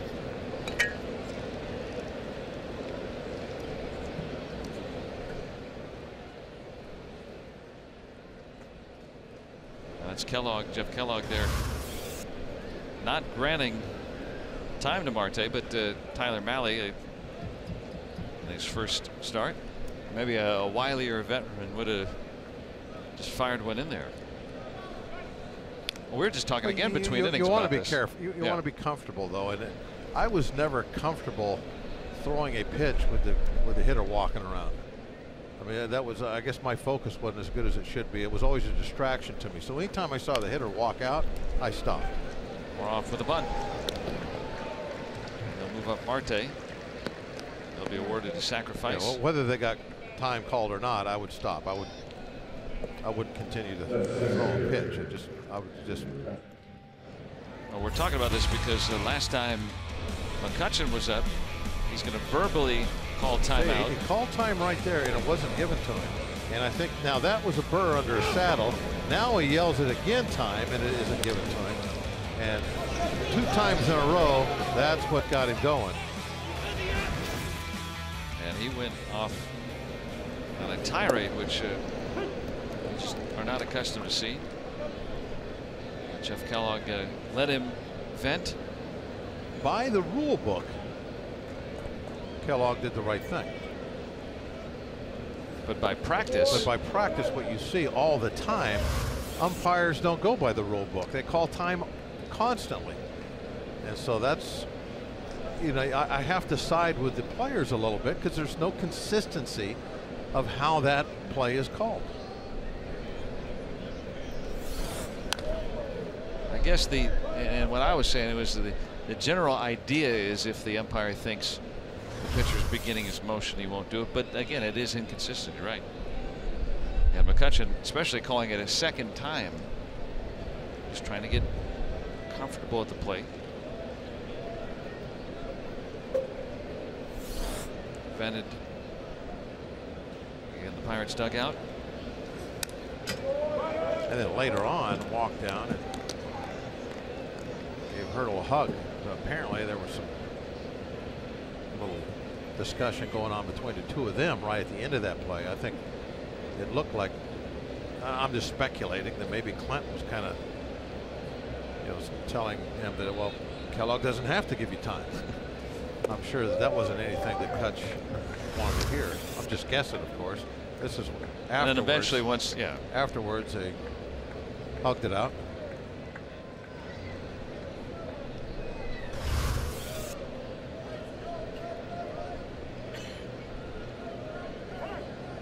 Time called by the catcher here, and granted.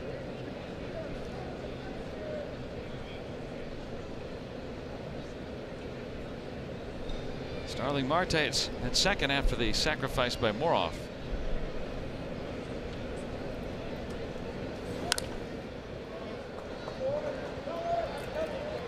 This one will get out of play. McCutchen also hitless in his last 15. This is the longest dry spell by far that we've seen after that torrid June and torrid July. Look at him. He hasn't moved from the box since he was ready to hit when the ball was bouncing over in the stands after he fouled it off. I mean, he's making his point right now. He's beautiful. And he's got a base hit with Marte's wheels. He'll come in and score, and Andrew McCutchen drives him in. 3-1 Buccos. Kutch pretty fired up right now. Hey, maybe this will get him back going again. Yeah, I mean, since that little bit of an argument, we've put up 3 runs. Got everybody going a little bit. Well, nice job taking that pitch away out of the zone. RBI number 74.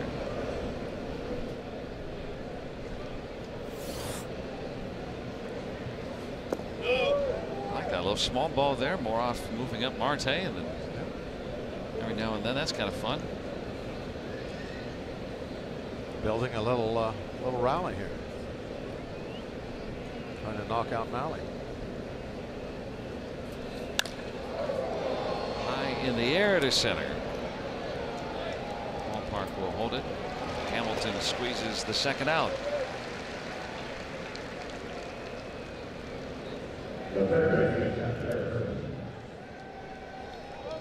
So McCutchen there with 2 away. Pirates have built a 3-1 lead. Trying to take this series from Cincinnati.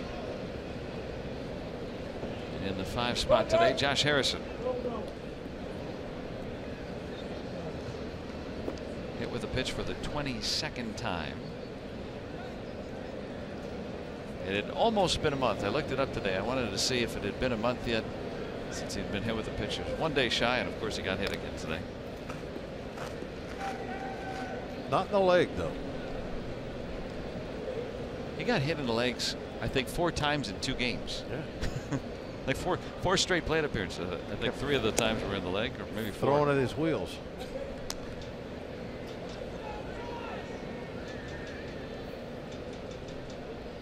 Look at our Barrel Automotive League leaders. Josh Harrison, 22 atop the National League in a category no one wants to lead. Though it does help the on-base percentage, I guess. Yeah. As long as you're not getting hurt. I don't think you're not wanting to get hit in the head or in the back of the hand. Anywhere else, it's like, okay, I'll wear that. Ended up scoring a run because of it last time. And now Alejandro Chacin getting up. A rookie. A few of them on this team.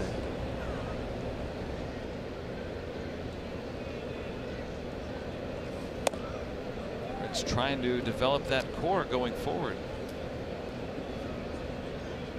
Yesterday, starting Luis Castillo, even though he was the losing pitcher, he looks like he'll be around to stay. In the one look that we've gotten at him now and talking with Pirates hitters.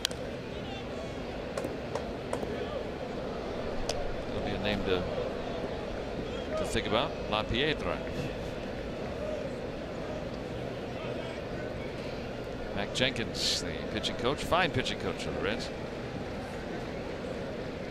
Been around a long time in their system.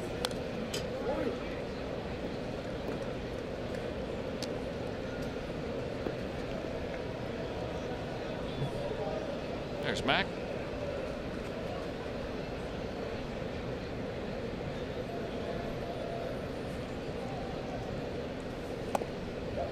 Harrison strikes out. But the Pirates had a run. Andrew McCutchen driving in Starling Marte, giving the Pirates a 3-1 lead.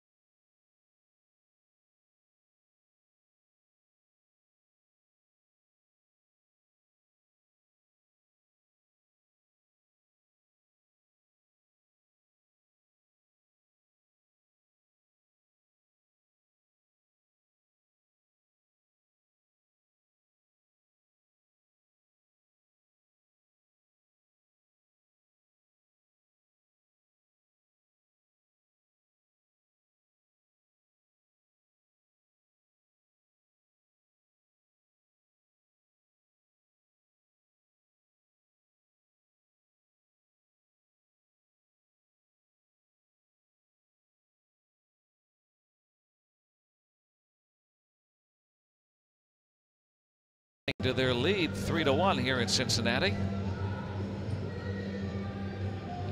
And look at some of the Point Park tweets on the lowdown. And enjoying the emotion from Andrew McCutchen.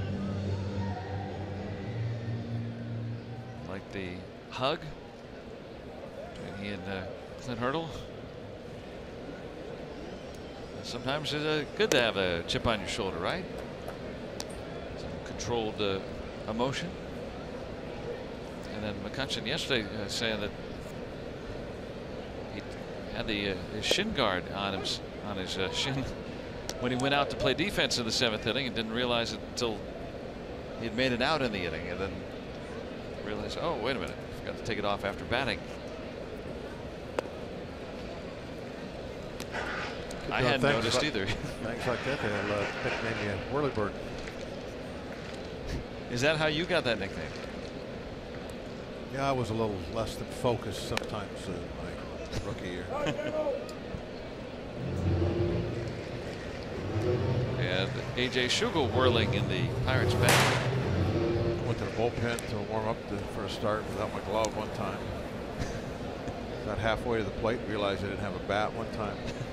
Little things like that. Never wore a shin guard out to the field. That would be something to see a pitcher wearing a shin guard out there. There were times where I wish I had some shin guards. Other guards, chest protectors, everything. Softly hit. And Moroff can't get it past him. Well placed base hit for Cozart. Leadoff man aboard for Cincinnati. Commemorate this inaugural Players Weekend at MLBShop.com with limited edition Pirates jerseys and tees featuring these player-picked nicknames. You can wear the gear the players are wearing on the field this weekend. Available while supplies last at MLBShop.com. It's your JV shirt, perhaps? Tyone about to throw his 100th pitch in this game. The Reds have made him work, And especially well, this I was guy. going to say, and the reason he's about to throw his 100th pitch is because the batter he's facing right now. Votto has seen 22 pitches in his first 2 plate appearances. For instance, last time he was ahead 0-2, and he still worked an 11-pitch walk. Nice block that time by Diaz. Anytime you call a curveball, you have to expect it to bounce. You know, if it doesn't, okay, so be it. But if you're expecting it to bounce, you're going to be quick to get to your knees to set up that block.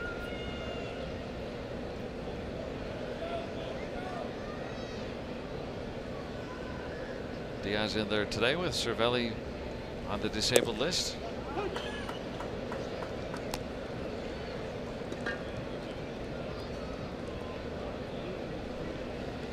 Toki 2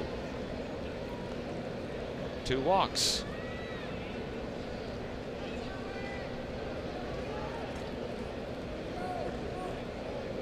I thought Toki's hop. I didn't think they walked. What is a Toki? Well, I was told it was a rabbit. Oh, okay. They definitely hop.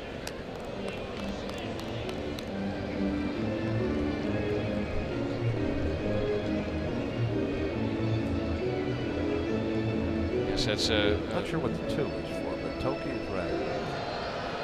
Isn't that? I think Robbie was saying that Shin-Soo Choo was his old teammate. Some sort of Nickname. maybe joke that, or something. Yeah.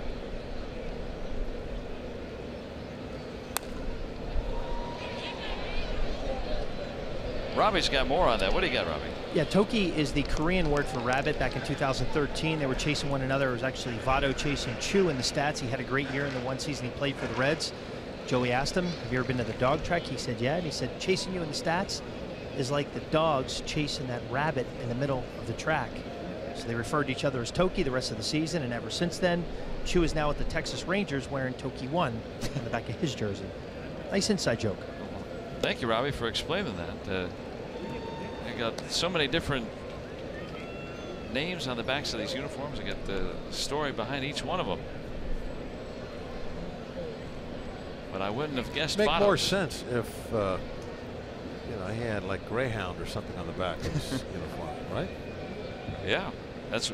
I think he likes to be a little mysterious. Chu was the rabbit. He was chasing the rabbit.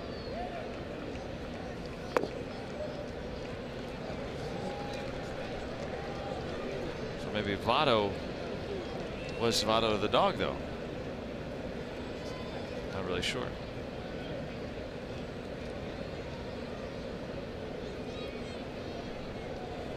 The tortoise beats the hare. I know that. I just read that one the other day. I've never seen that in my backyard. I think that's just a fictional story. Hey, I've got a news flash for you. breaking update. Votto with a long at bat here. He's seen 30 pitches in his 3 plate appearances so far. That's like 2 innings worth. I just lob it to him. The first at bat anyway, like when he came up with 2 outs, nobody on here. Or do you walk him? Just say, all right, I'm not throwing anything. No, now you don't even have to throw. Because if you lob it at him, he can make it out. If you walk him, he can't make it out. Or he could hit a game-tying 2-run home run. Not in the first inning. Oh, I thought you meant now. No, I meant in the first inning. Oh, 2 outs, nobody on. A modest 9-pitch walk this time. Votto has seen 31 pitches and 3 walks, and because of Joey Votto, Tyone is not going to be able to stick around for a win today. 4+ and 108 pitches, and that's going to be it for Tyone here today. So with 2 men on and nobody out, the Pirates will go to the bullpen with a 2-run lead here in the 5th.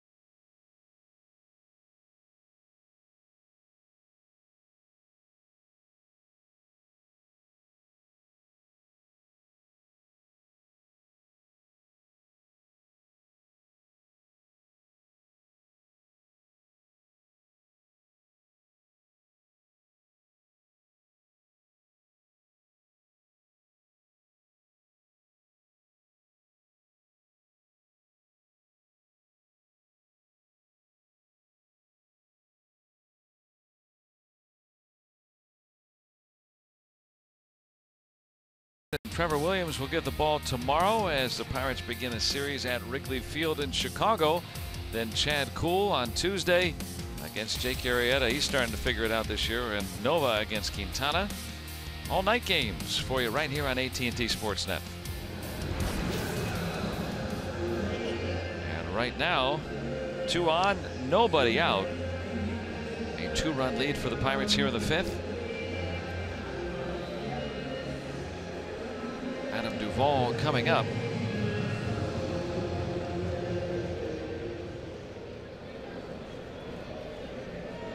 Schigel's done a fine job since getting called up this year. Very good numbers. He's going to need to do a fine job here with a couple of guys on and no one out. Fouled away. Strike 1.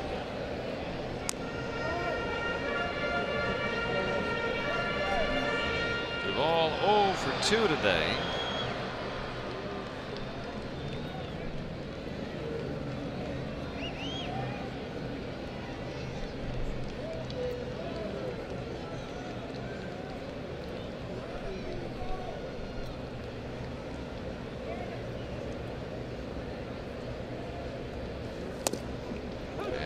He's ahead, 0-2. So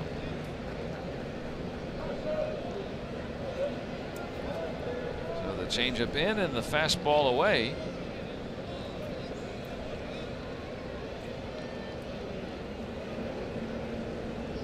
Cozart on at second. Votto trails him at first.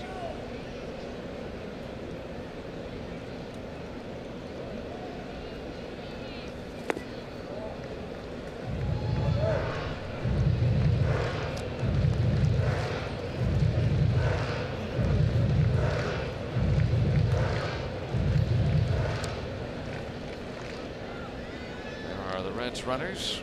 That represents the tying runs here in the 5th.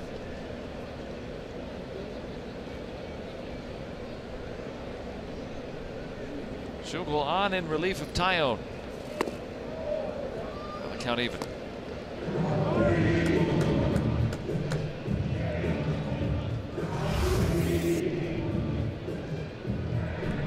Across the front of the plate, he was still just at the hollow of the knees.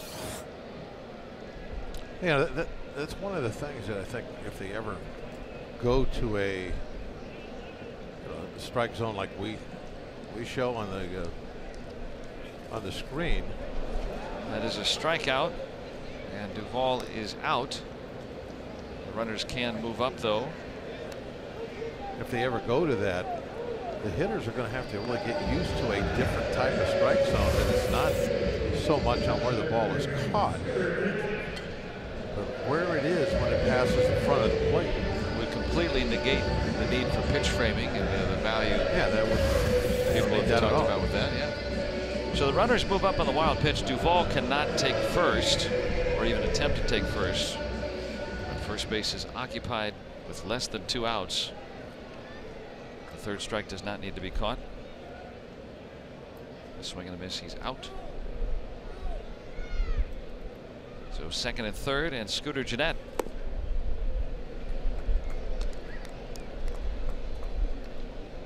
Doubled back in the 2nd, fouled out to the catcher his last time around.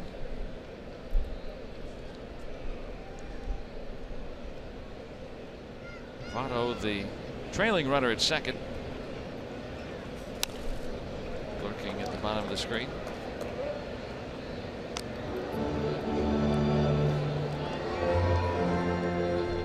Base hit could tie it for Cincinnati. In an enviable task. He came on with the bases loaded last time he pitched. That was on Friday, and allowed 2 of the 3 inherited runners to score. Came on with 2 outs.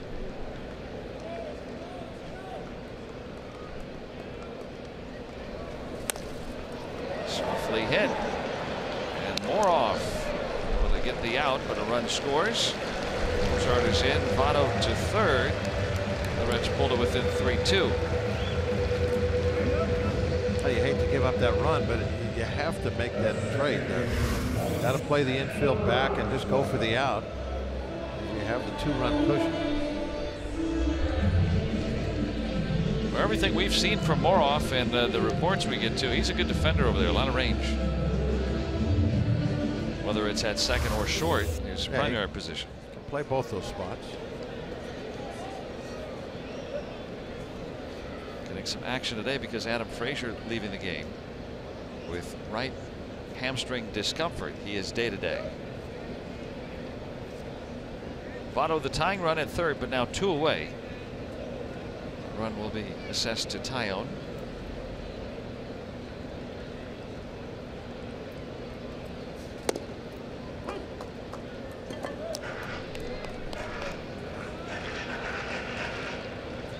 Peraza has walked and flat out.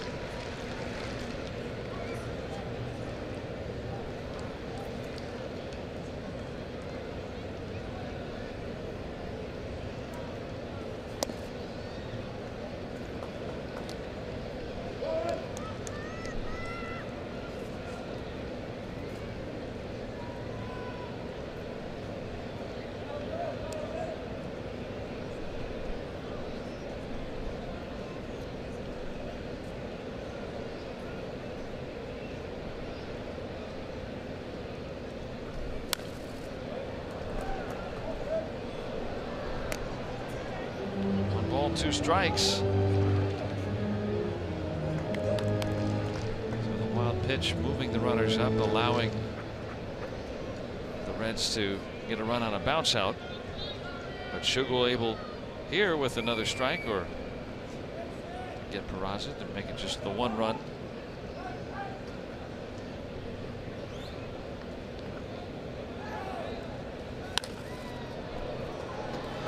A weak fly ball. So gets the final out. Reds get 1, but the Pirates keep the lead. 6th inning coming up, 3-2 Buccos.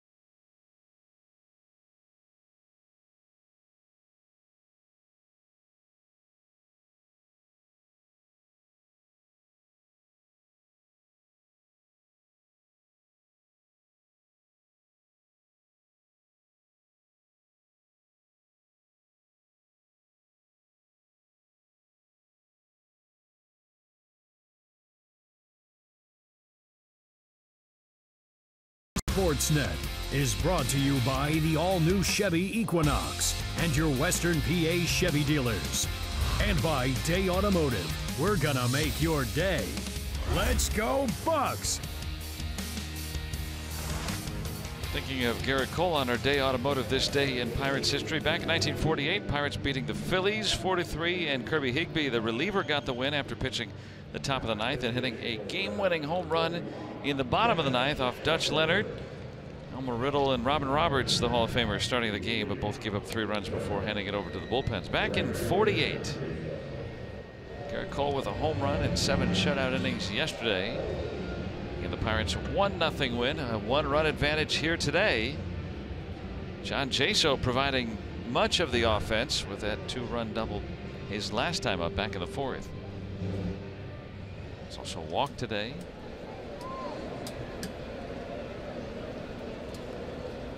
And now Shaq. Never thought I'd see him pitch. Well, that's Kevin Shackelford. That's I know that he won't be a control pitcher.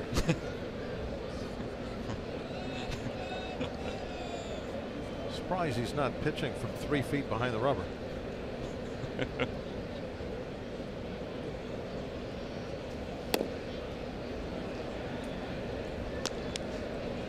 Talk about his free throw making ability, right? Yeah, the Shaq didn't have touch. Now Tracy McGrady tried to pitch in independent ball for a little while. I thought that was interesting. This is a much different scenario with Mr. Shackelford. He's a professional pitcher.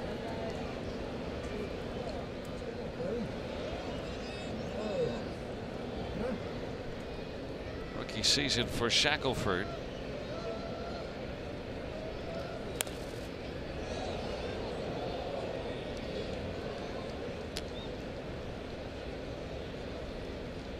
Picking up for Tyler Mahle, who with 5 innings in his big league debut gave up 3 runs.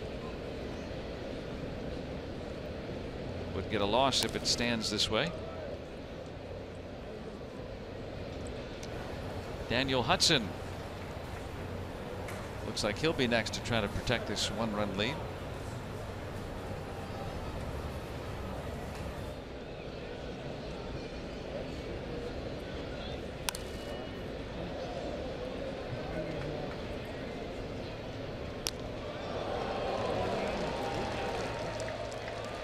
So then Rodriguez and Diaz do up for the Pirates here in the 6th.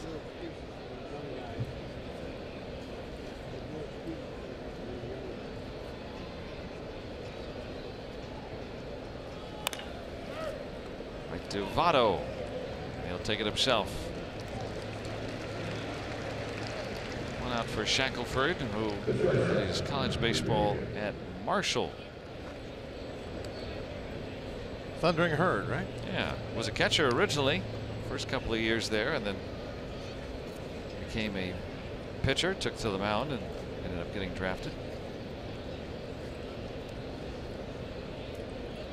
Sean Rodriguez a strikeout and a walk. I thought Shaq would be a little big for a catcher.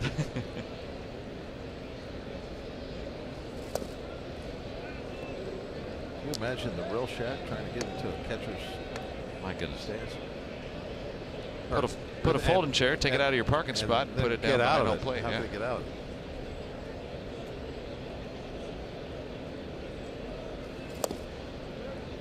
One of those milking stools.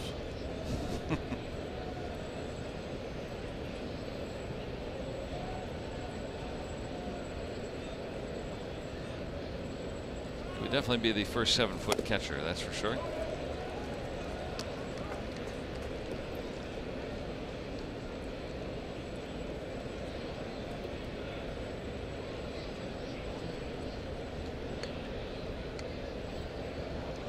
Shaq ahead, 1-2 on Cheech. Ready to go? Nose is Chet Whitson. C-Dub. I don't know. Umpires don't get nicknames. Oh yeah, they do.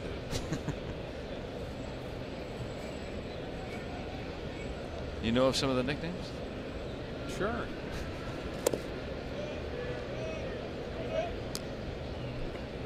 Doug Harvey was God. Yeah. Was he always right, or? Pretty much. Yeah. Well, when he wasn't, he was still right. One of those. Broken bat.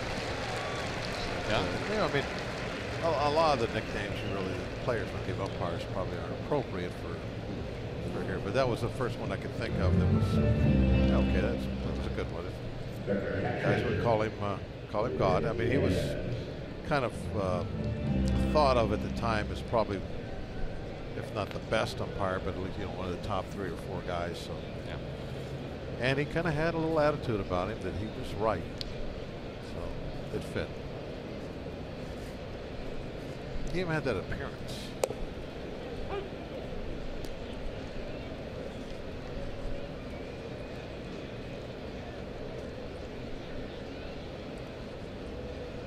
He was the umpire in my first Major League game. Wow. Mr. Harvey. Mr. Harvey, I like that. Respect.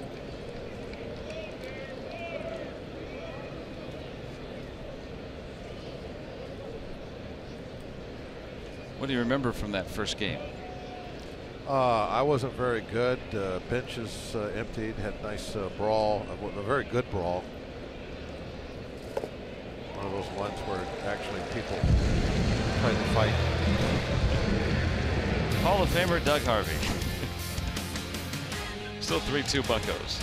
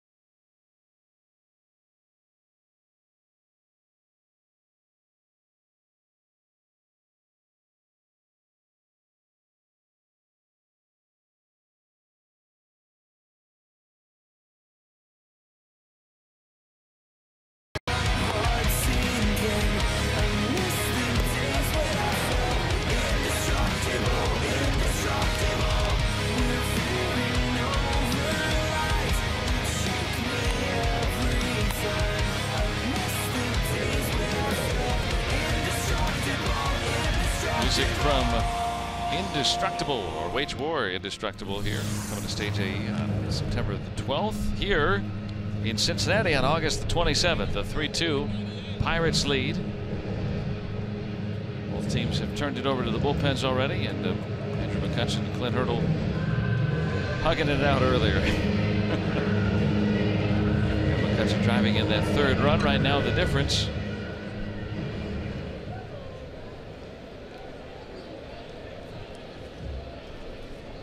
Scott Schebler leading off the bottom of the order, coming up for the Reds.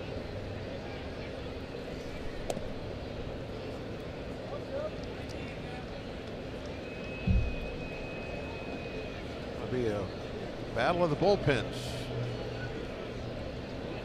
Both starters leaving early. Tyler Mahle of the Reds making his debut, lasting 5. Taillon could only reach the 5th before pitch count got up there, 108. Literally a third of those, almost a third of those pitches just to Joey Votto alone in his 3 plate appearances. 31 of the 108. It's almost 30%. To 1 batter of the 9.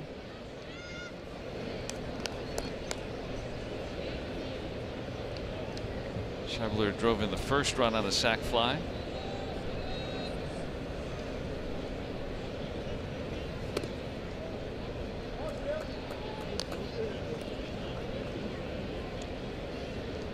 He was a double shy of the cycle on Friday night. Schebler last night with a couple of hits. Sac fly so far today. And now on base again. Pirates did not walk anybody yesterday. They've walked 5 so far here today.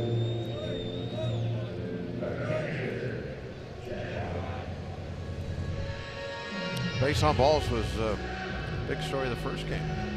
I think we walked 8 game 1.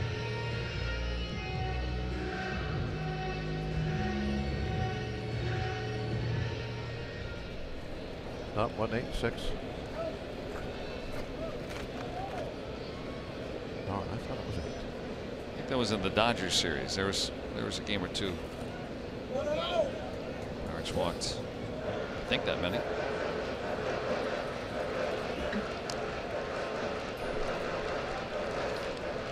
Yeah, they walked 8 in the finale against the Dodgers. That's what I was thinking. 1 day earlier. They all start running together for me sometimes.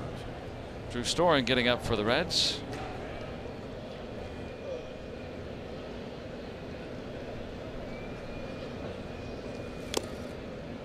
Chad Wallach looking for his first major league hit in his debut today. 0 for 2. Doing the catching for the Redlegs. Dad Tim in attendance. Of course, a longtime coach with Don Mattingly at the Dodgers, now with the Marlins. And of course, a very accomplished third baseman, 5-time All-Star with Montreal and also with the Dodgers. And son Chad at 25, getting his first appearance in the major league. So nice of the Marlins to give him a chance to see him today.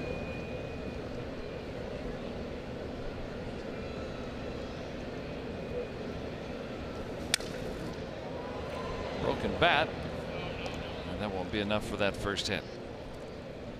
1 out.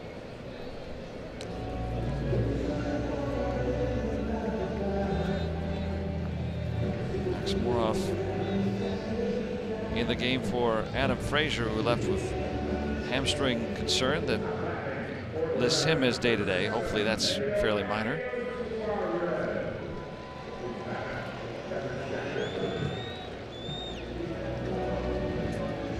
Play pretty much up the middle there for the pinch hitter. Eugenio Suarez. The bat for Shackelford.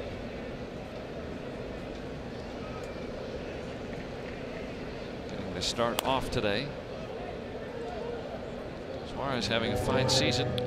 24 homers, 70 RBIs, and an improved year in the field as well, as last year he led National League third baseman in errors, but this year much improved.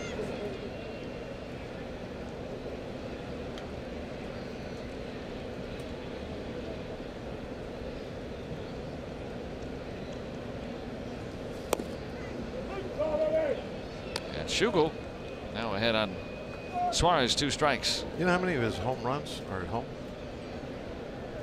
I'd say a good bit. 20. Yeah, well, I wouldn't have thought that many, but 20 home runs in this ballpark. I think he's the only 4th hitter since this ballpark opened to hit 20 home runs in this ballpark, and he only has 24. I bet you Dunn did it a lot. Adam Dunn. Dunn, Bruce, Frazier, I think, did it, and now. Wow, not even Votto. Suarez. Well, maybe it was Votto. Maybe it wasn't Frazier. Maybe it was Votto. Could have been Frazier. Look at those splits. 20 home runs at home, 4 on the road. And I could see that being a lefty batter here because of the grandstands. Little closer than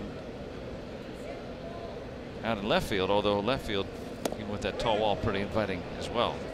Nice job by Sugar with the changeup, striking him out. That's his pitch. That's his big weapon.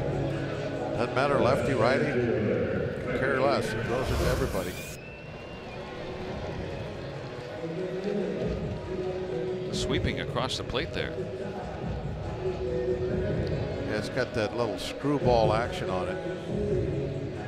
A lot of guys in the olden days would call that a screwball because of the movement, kind of opposite of what a slider, curveball, normal breaking ball does.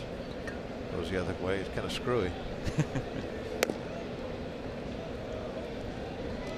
Sugar last year, Fangraphs can calculate the value of pitches, and his changeup was one of the best in the league, and that was in a very fairly short period of time.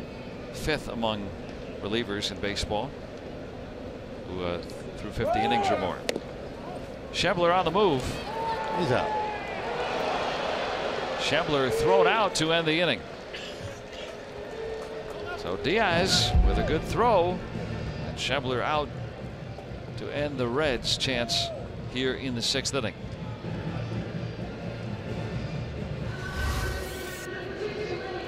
See a nice quick slap tag to the leg. Good accurate throw from Diaz. So Schebler is out. Yeah, the Pirates still lead.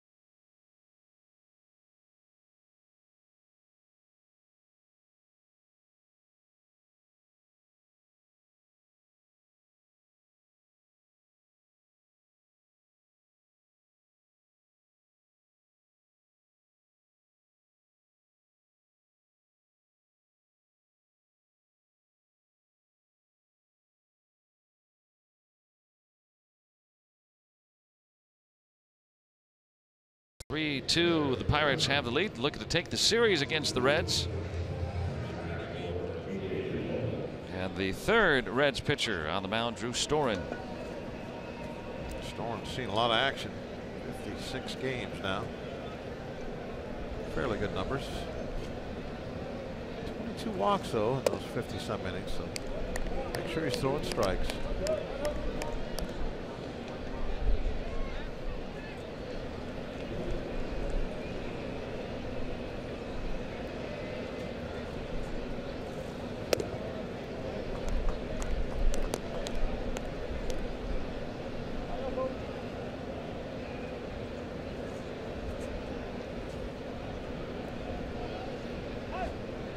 Osuna doing a fine job this year with that intermittent playing time.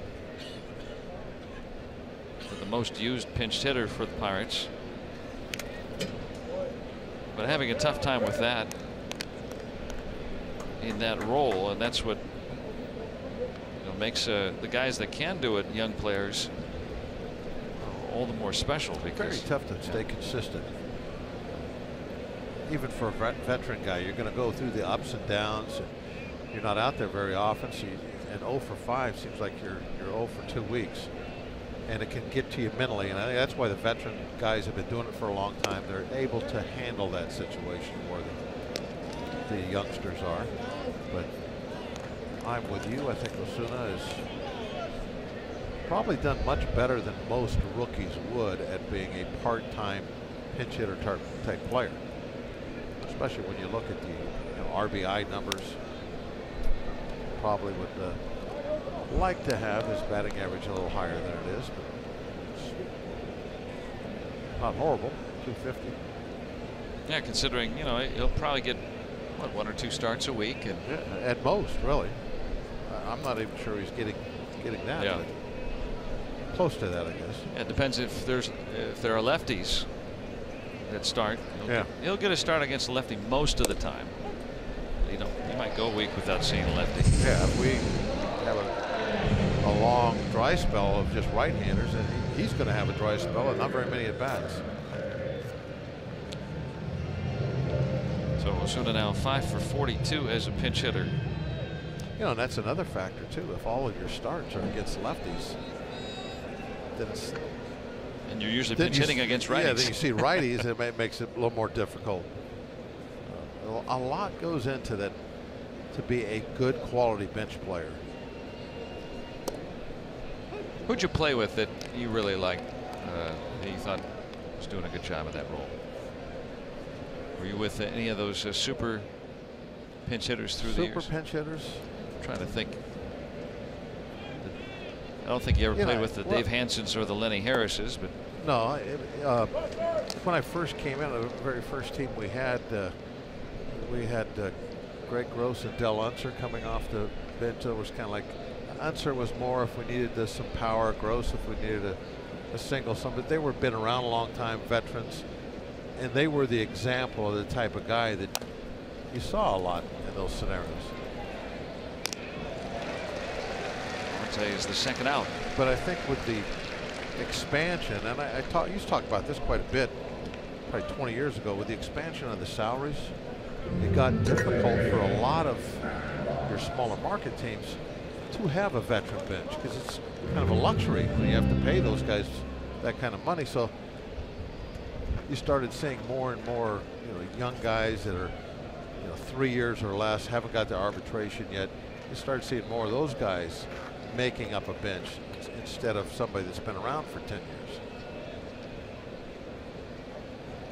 Yeah, that's been a huge change. I know back when I think it was Jermaine Dye was waiting to try to get a job, and he was very outspoken and not being able to. You have to be able to. You have to be willing to take a pay cut. Yeah, if you want to continue to play, because there's cheaper options when you're not an everyday player.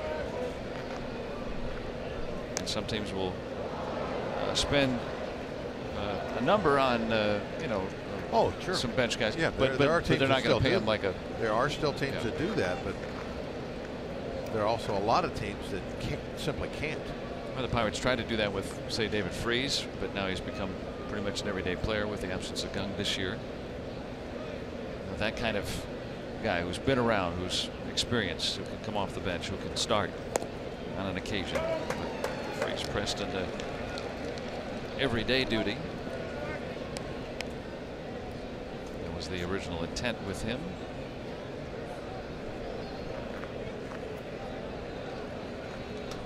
But the Pirates makeup of their bench, guys like more off today. Frazier initially too. There's David Freese. Frazier initially last year, and if Polanco's healthy, usually coming off the bench. He's in his first full season.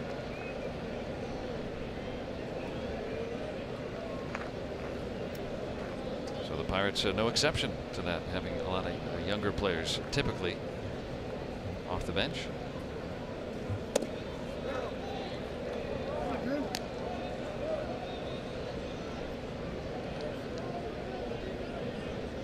Two on Moroff, who came in the game for Frazier, who left with right hamstring discomfort.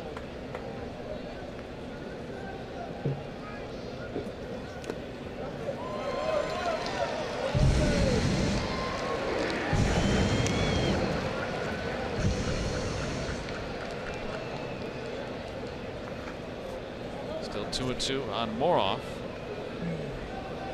He's got a piece of this one. Just enough to foul it off. Or at least that's what the call was. It sounded like it, but it did not look like it there, but it sounded like it live. And that's usually what the umpire's going on. Oh yeah, I mean, they can't. Their eyes aren't that good to where they can see the bat. That's all a big blur. The bat and the ball coming in. They're using their ears. They're listening for that little tick noise. Tick tick. It's 2 sounds instead of 1. In this case, 3. Ball hit the ground. Bat, ground, glove.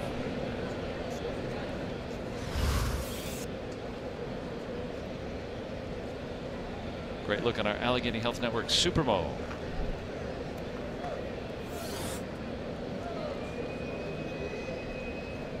This will be the 9th pitch to Moroff.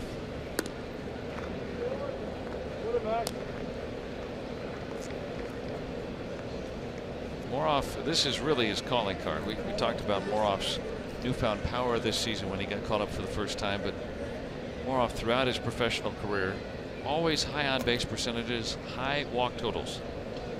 More aggressive at the plate this year, but still very willing to work a walk. And with the heightened value on base percentage around baseball,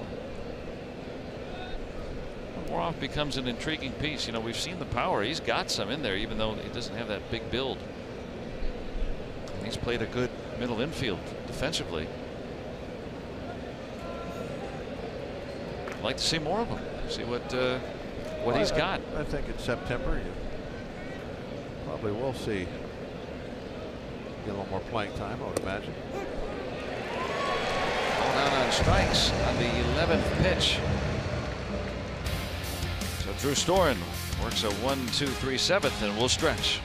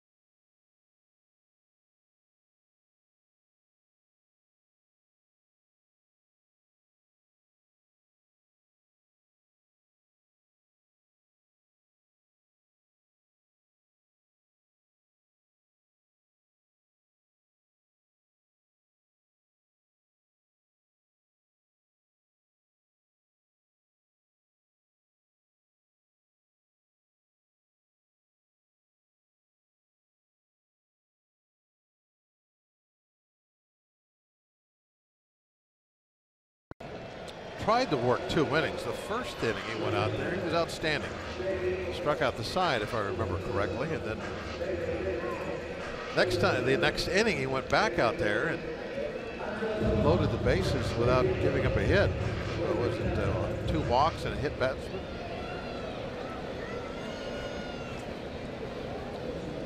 I was back on Friday. So, and that's kind of been how his season has gone. And there's been the good outings and not so good.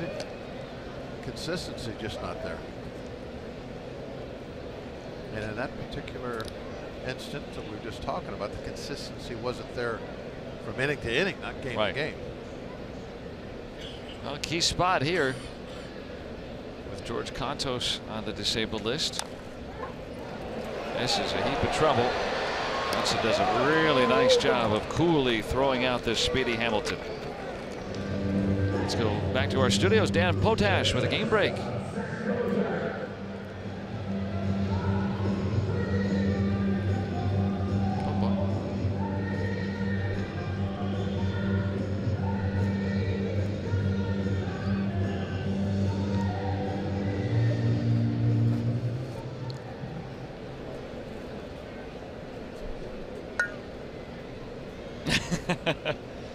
Thanks, Danny Popo.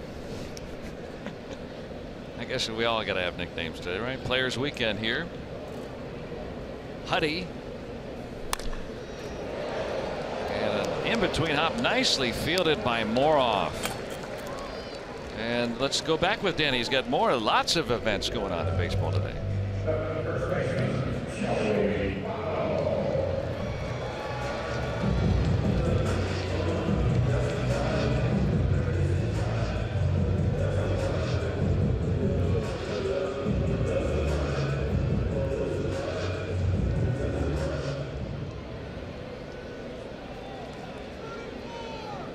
$17 home runs in a month. Well, that was a pretty good season. So Stanton, we haven't seen 50 before September. Yeah, the home runs are back this year. More than ever in the game of baseball. And not just Stanton, they're all over the place. Guys with warning track power suddenly are 25 home run hitters this year. And guys who could really hit for power like Stanton, well, they're just hitting for power. I think it's quite simply with Stanton, just stayed healthy. Been healthy this year, but we did see that, you know, he's closed his stance. I think that is attributed to this late surge here, but I mean, he's very capable of this. He just has not been healthy a lot in the last couple of years. Yeah. Well, he got hit in the hand that one and broke his hand. In the face in Milwaukee. So it'll be fun to watch where he can end up. As the Zen Master gets up, Michael Lorenzen.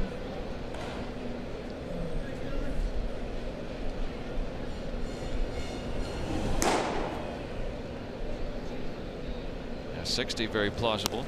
You know, last time anyone hit 50 before September, back in 01, Bonds, Sosa, and Luis Gonzalez all did it. So that was, home runs were up during that time as well, for perhaps a different reason, but it was a widespread home run surge for a while there.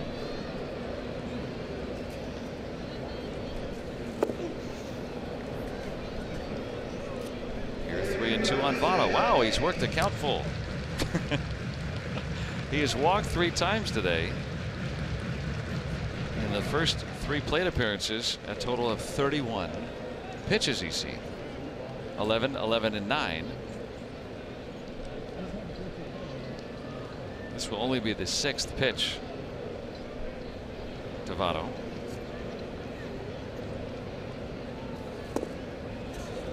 A meager showing for Votto, who's walked all 4 times today. How many foul balls has Votto hit today?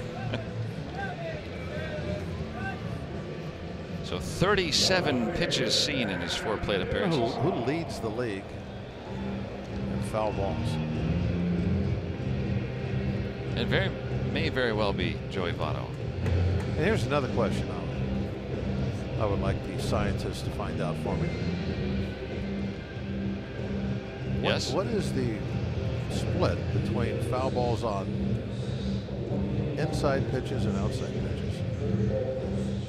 You know, as far as split the plate right in half. And track foul balls to see which ones come from which side of the plate. I would be curious.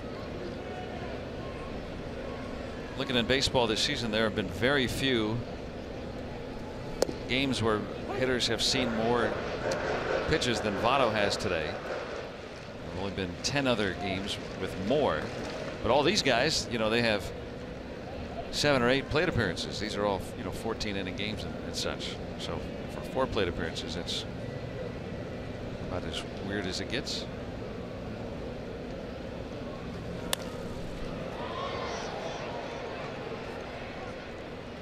And Jaso there to retire the 3rd out. So Daniel Hudson very calmly gets through the 7th.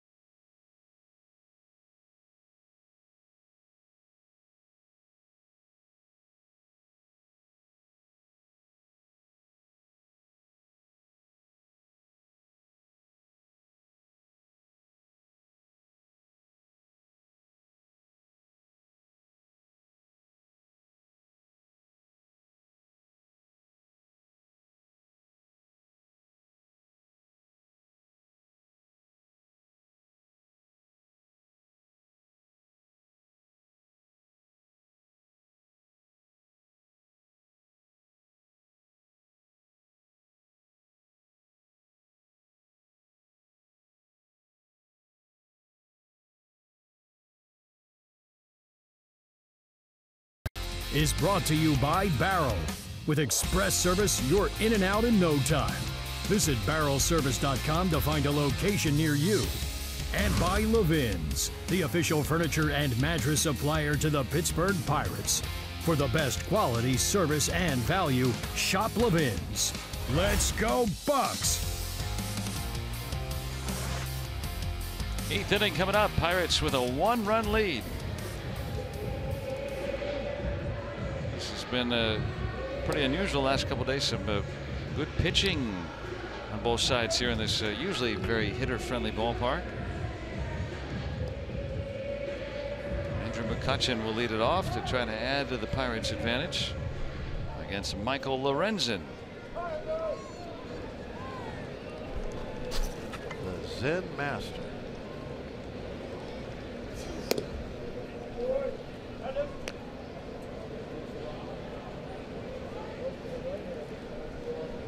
McCutchen drove in the 3rd run with a single his last time. Zen Master comes from the last 3 letters of his last name. Lorenzen, Zen, Master. That's where he came up with that.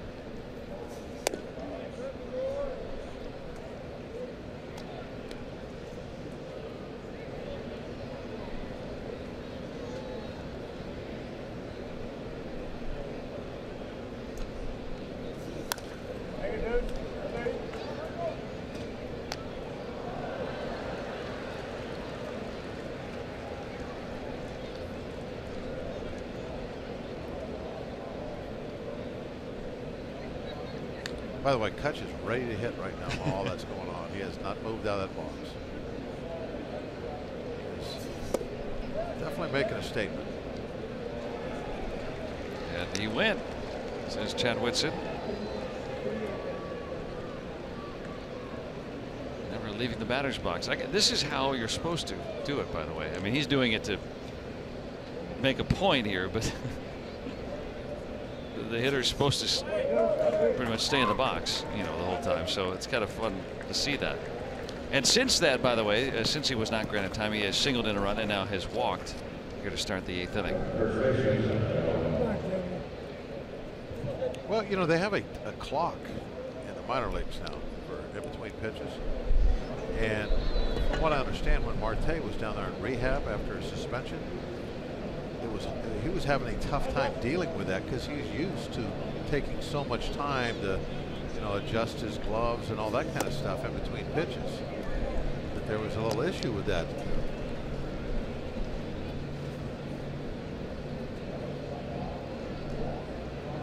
And being a pitcher, of course, I've always said it's the hitters that are slowing down the game. And now there is, you can come up with a pitcher. One driven out to center and off the wall. McCutchen reading that one well is around third and is held up with nobody out on that ripping double by Josh Bell. Bell has been able to mash that direction quite a bit lately. Just to the left side of dead center field. Putting some balls out there with authority. Off speed up and away. Not where the Zen master would probably prefer that pitch.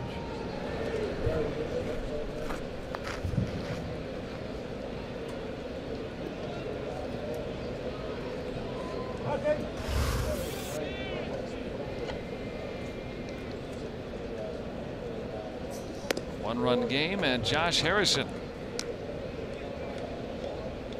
Listen, 2 trips hit with a pitch.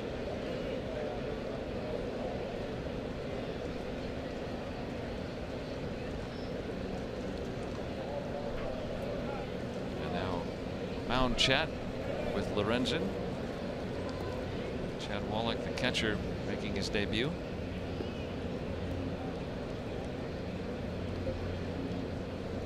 Infield in for the Reds. Trying to keep this at just a 1-run game.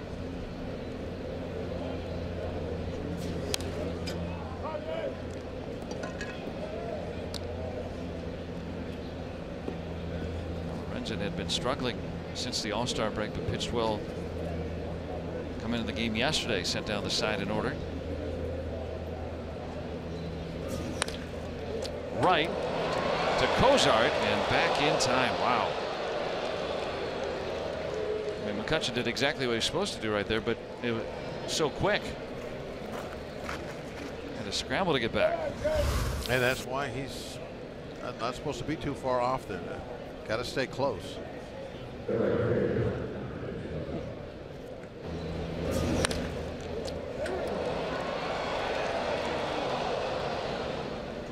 And nothing Jay can do.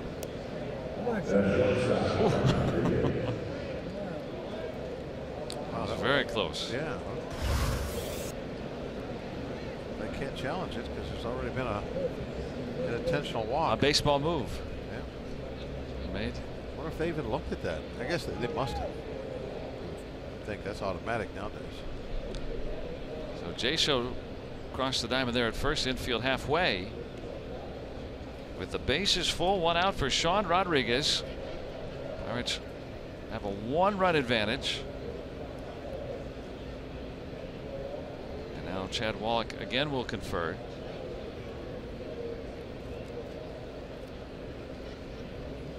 Rodriguez today 0 for 2 with a walk.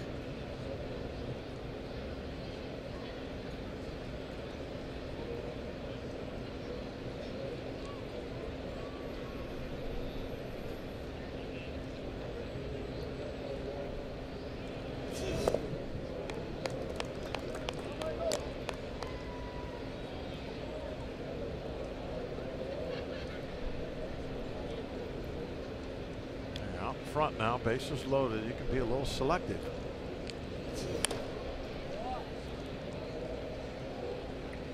One ball, 1 strike. Lead runner is McCutchen at third. Josh Bell with his double at second. Harrison stung the ball. He was out, and then J-So intentionally walked. slowly hit, and the Reds are going to get out of it.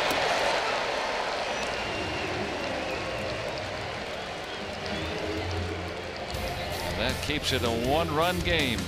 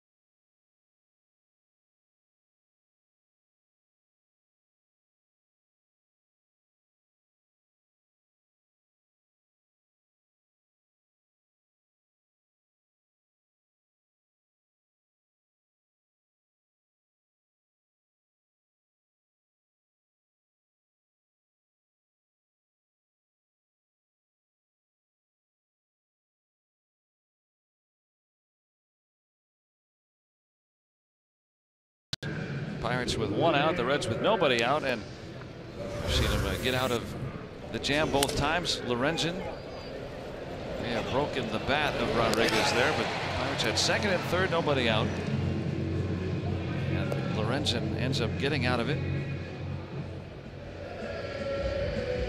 The Cozart to Peraza to Votto double play.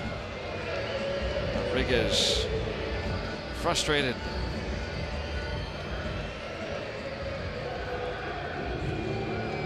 So the Pirates still have the lead, but still by only that single run. Daniel Hudson was able to preserve the 1-run lead with a scoreless frame, and now Juan Nicasio on here in the 8th. Jeanette, Peraza, and Schebler to come up. Fine season for the Arenoso Dominican Republic native.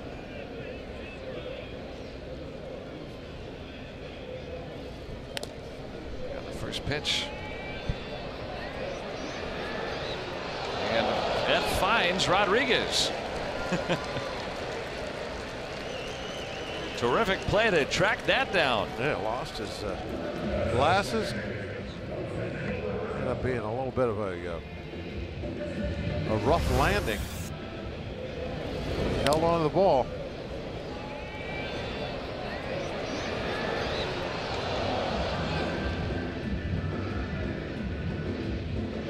Oh, he barely got that.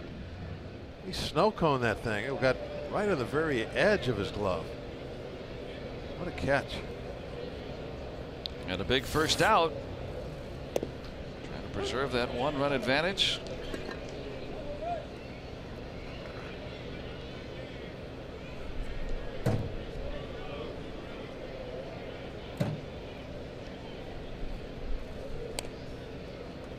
Quickly ahead, 2 strikes.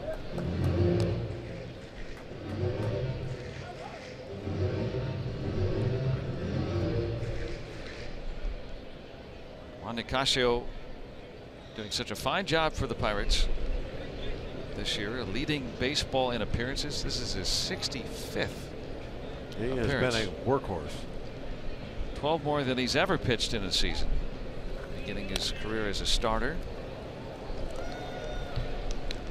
Nice quick play there by Moroff for the second out. Winding the Reds here in the 8th. These two teams are going to meet again next weekend back in Pittsburgh and be one of the first 20,000 fans through the gates when you get a free Josh Bell t-shirt on Saturday thanks to Xfinity. Go to pirates.com/free shirt Saturdays and pick up your tickets.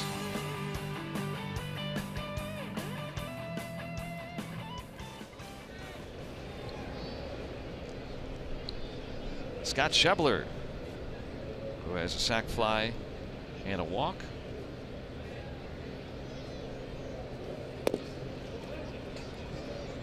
And Nicasio coming on to face 2 out of 3 lefties here.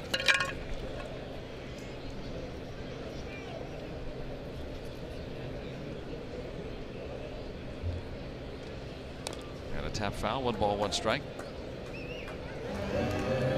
Nicasio against lefties this year has the nightmare getting up. Felipe Rivero. It was a nightmare for the hitters yesterday. Last night's game, he had no problem.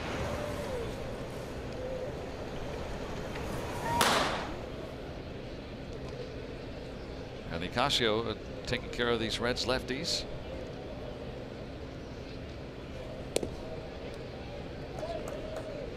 Sixth best in the National League at limiting left-handed power, slugging percentage. If he was doing this a couple years ago, he still might be a starter. That's a great point. Now, can you do it for? Because that was why he really had trouble as a starter, is he could not get lefties out. Right to Bell. But could you do that over and over throughout the game? I don't know. That's another question. 8-pitch inning for Nicasio here, and we'll move to the 9th. Pirates lead by 1.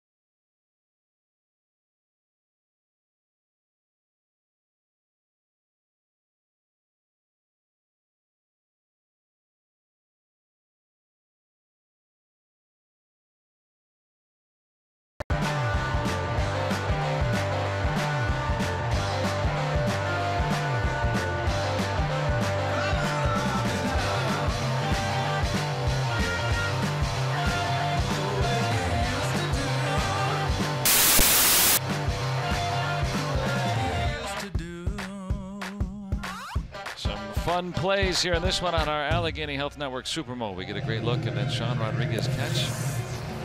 Starting the bottom of the 8th, we move to the 9th. Pirates engaged in another 1-run game, and the Reds they go with their closer here down a run.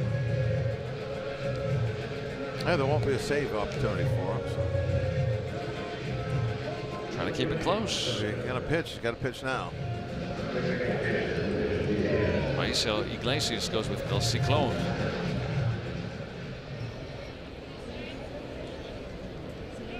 See those outstanding numbers he has. He's been one of the few pitching bright spots the Reds have had this year. And that's the Spanish word for hurricane. And of course, our thoughts are with everybody in Texas right now dealing with Hurricane Harvey, and that is just a harrowing situation for so many people, and send our thoughts to everybody involved in that right now.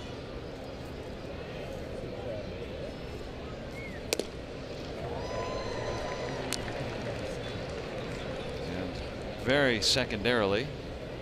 There's baseball scheduled in Houston on Tuesday with the Texas Rangers supposed to visit Houston. No word on whether that will continue, but right now folks are just trying to figure out how they can be safe, and that's obviously way more important right now.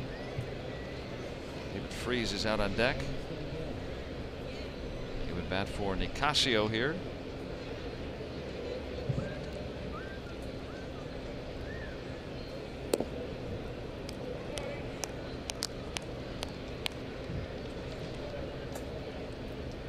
Diaz, then Freese, it looks like, and then Marte here with the Pirates trying to add a run. They had second and third, nobody out in the eighth, and Lorenzen got out of it.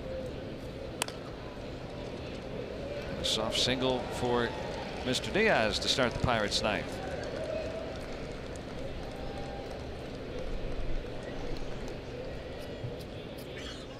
So a man aboard against Iglesias.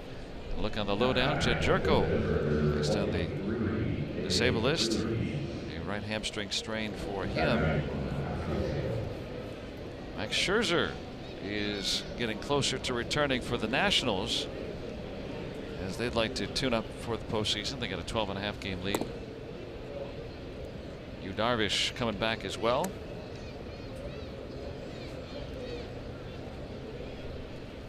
Marlins are winners today behind Giancarlo Stanton's 50th home run. How about the Mariners today, committing 5 errors in the first inning? First time that's happened in 40 years, 5 errors in an inning. Well, that's what they say. Bad fielding's contagious.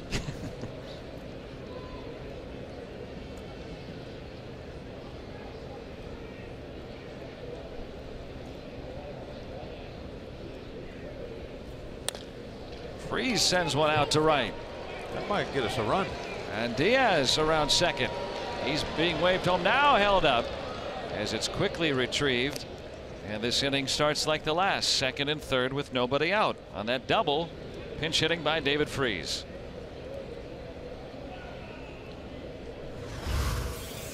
Freese takes a breaking ball the other way with some authority. Able to shoot the gap. What we were talking about earlier with veteran guys coming off the bench. They've been there, done that. They handle it a little bit better.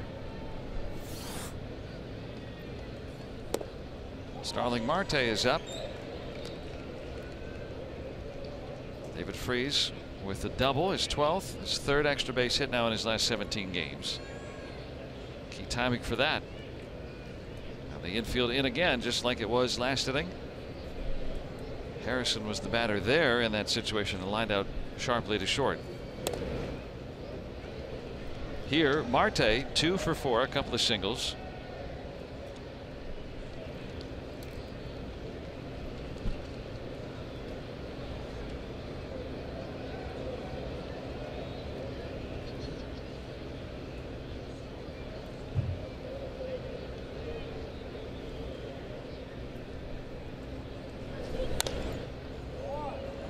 Iglesias ahead on a 1-2.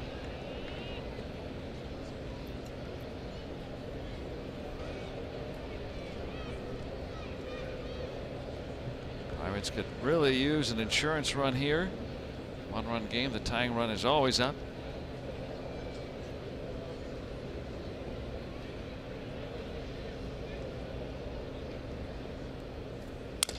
Cracked bat, and that's enough. Base hit.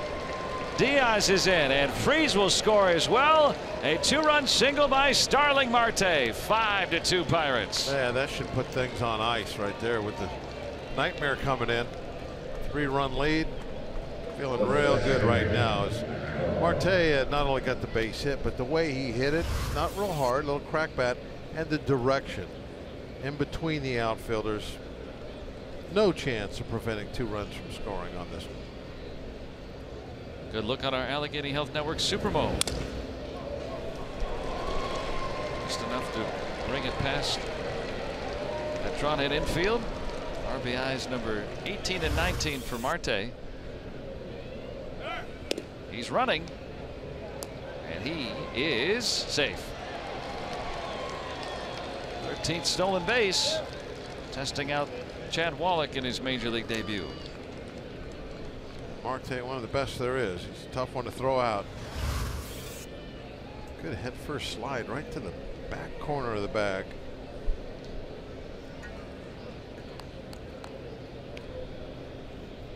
Throw on the shortstop side.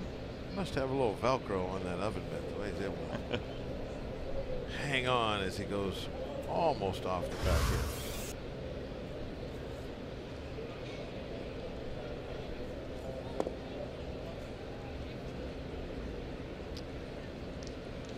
Max Moroff, who came in the game after Adam Frazier left with right hamstring discomfort, has a chance here with still no men out. Non-save chance for Iglesias. He's given up 2 runs.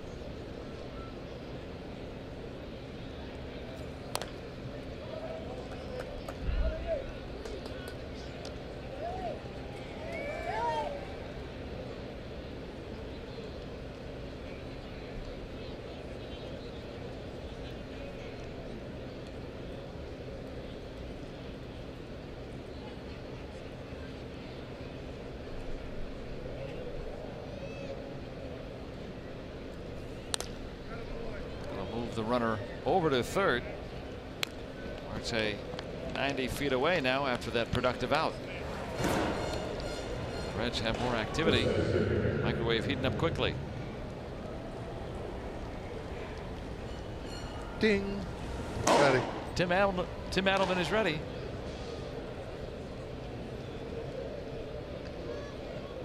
Marte there at third with 1 out. Fly ball could get another run.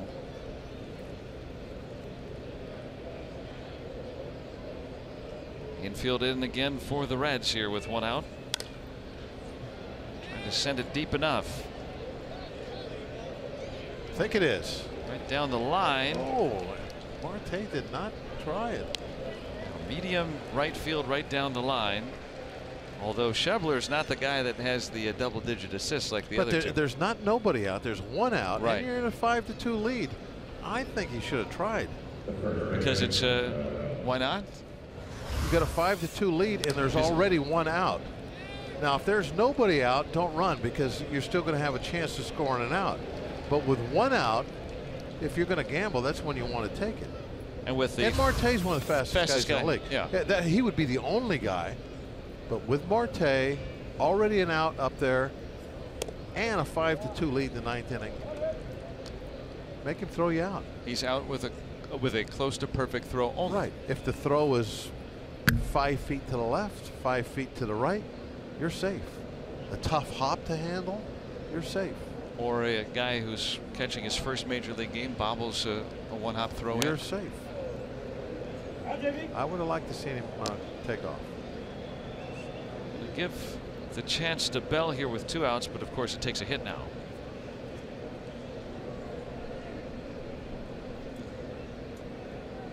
And that's the other argument. Trying to give him an RBI, right? Yeah, they can see if he can knock in number 77. On the line, will it stay fair? Foul ball, I believe. Yeah, didn't have enough oomph.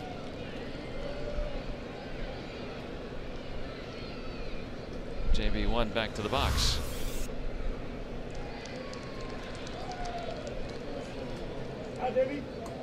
Ball making some friends out there. You look at what has been done since the All-Star break. Runs batted in the National League. Josh Bell right up there with all the big boys. Ramping off the mound right to Cozart though. But the Pirates get 2 important insurance runs thanks to the single by Starling Marte. And it'll be a 3-run lead for Rivero.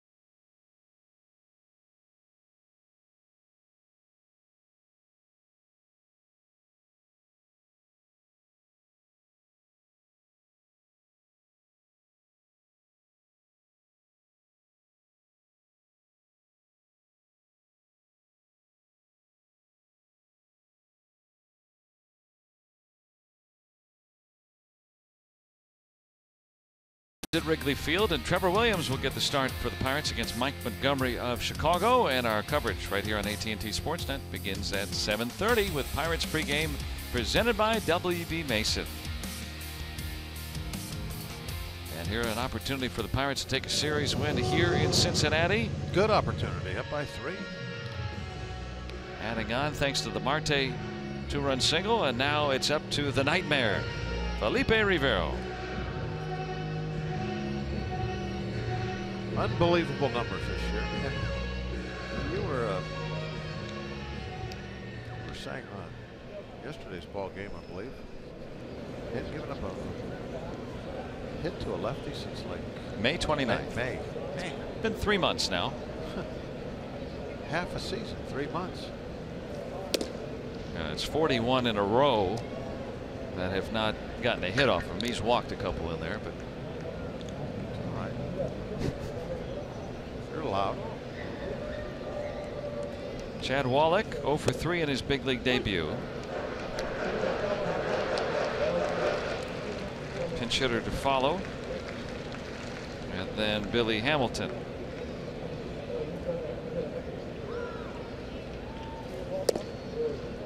Only lefty that he would face here today would be Votto if it got to him. And that's the 5th hitter in the inning, and hopefully that does not happen.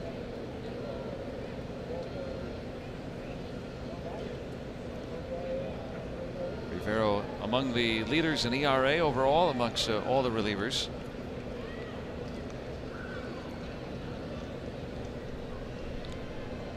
He just had a little talk with himself. If he has run into trouble, and it has been minimal this year, it's usually been walking a guy or two, but that has been way better than it was last year. Nice time split between the Nationals and the Pirates.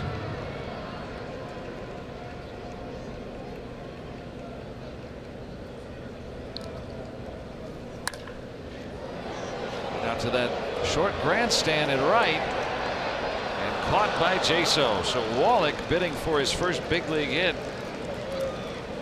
That would have been some sort of achievement. And Tim Wallach, his dad, watching an 0 for 4. Does he think he got it?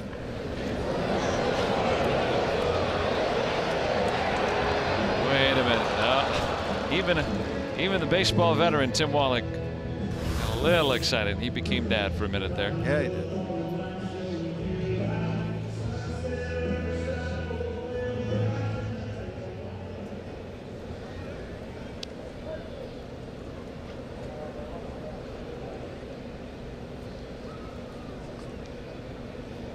Patrick Kivlahan. He's going to pinch hit here for Iglesias.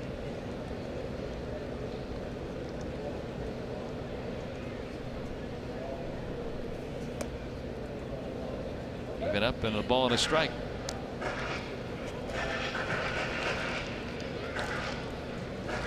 Well, Rivero has converted 15 of the 16 save opportunities since getting handed the ball for the final inning.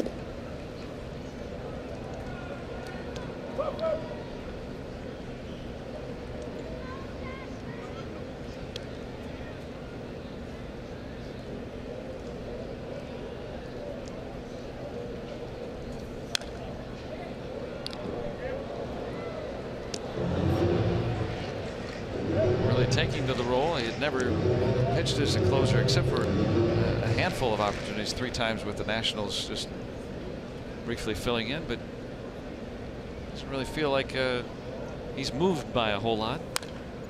Yeah, he's pretty calm, carefree. Asked him the other day about on Wednesday when the Pirates had that perfect game going against them, and he was brought on in the 10th inning to keep that 0 going, and he said, you know, he was just trying not to think about what was going on. In fact, he really didn't even know what was going on until a couple of innings before that, and then at that point he just tried to become as disinterested in the game as possible. And it kind of sounds, you know, contrary to what you think. Well, why wouldn't he be into the game? But you know, his job is to get 3 outs. It's not to become a fan. Kivlahan with a pinch hit single. And instead of that being the tying run on, because of that couple of insurance runs, tying run still sits on deck. Yeah, you got to stay focused. You have a job to do, and it's tough when something like that is happening. You have that kind of outlook on things. But try not to notice everybody talking about it around you. But if that's what you got to do, it's what you got to do. So Kivlahan aboard at first, 1 out. Hamilton runs very well. Rivero throws very well. That's the 2nd out.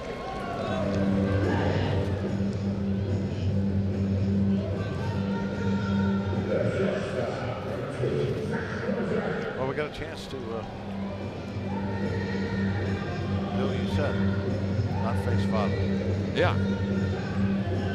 Votto today has seen 37 pitches in his 4 plate appearances. That ties the most in any game with 4 plate appearances since the records were kept in 1988. Actually, it's kind of a weird day. One of those matchups that you love to watch, to be honest with you, if it wasn't getting the tie and run up. Votto and the Nightmare. Struck him out looking yesterday. Yeah, I mean it's a great matchup. It's a great matchup for a baseball fan to watch. See how it plays out. That's why I wanted to. Won't see it today. Oh, I guess spoke too soon. Will bring the tying run to the plate in the person of Votto. And here's that matchup now.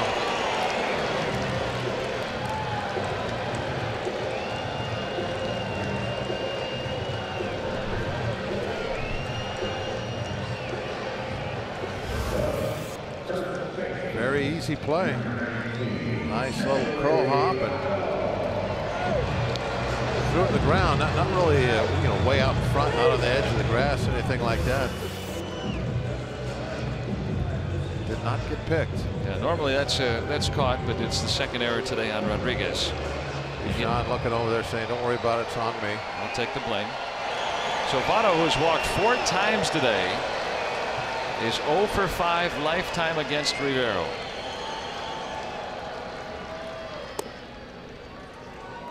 Votto very much seeing the ball well today.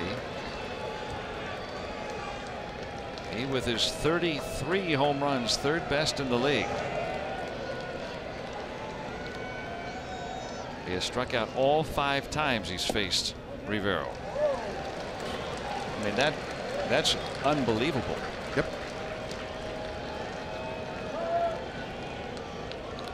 I guarantee you there's nobody else that he's come up that many times against and struck out every time.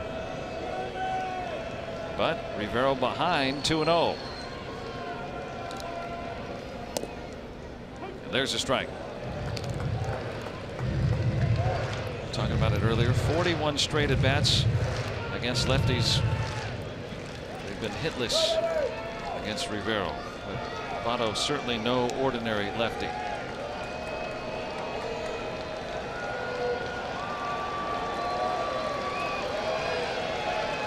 Kivlahan at 3rd, Cozart on the error at first with 2 outs.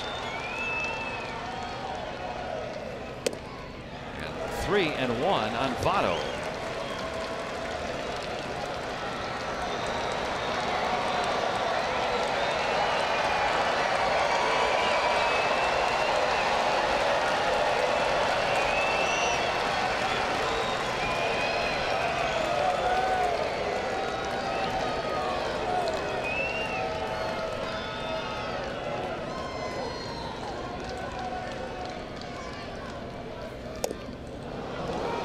Challenging him, and it's 3-2.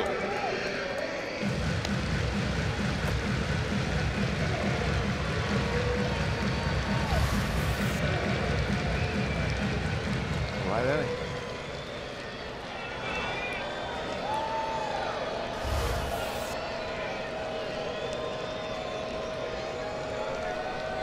And Rivero pinned down the final out. 3-2. Oh. Votto will walk again. On a very borderline pitch. That's a strike. Start him off with a couple of sliders to fall behind that did not want to give in to him, just throw a fastball.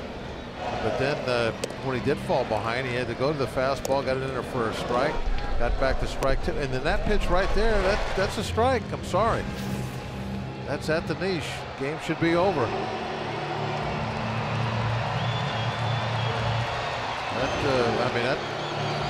It's not like it just nipped the bottom of the zone. It was solidly at least half the baseball was in that strike zone.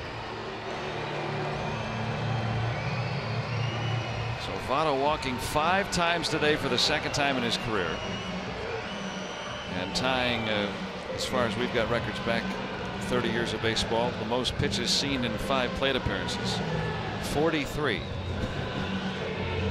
5 walks. And he ends up being the tying run. And Adam Duvall, who has homered this season against Rivero, is now the potential winning run for the Reds.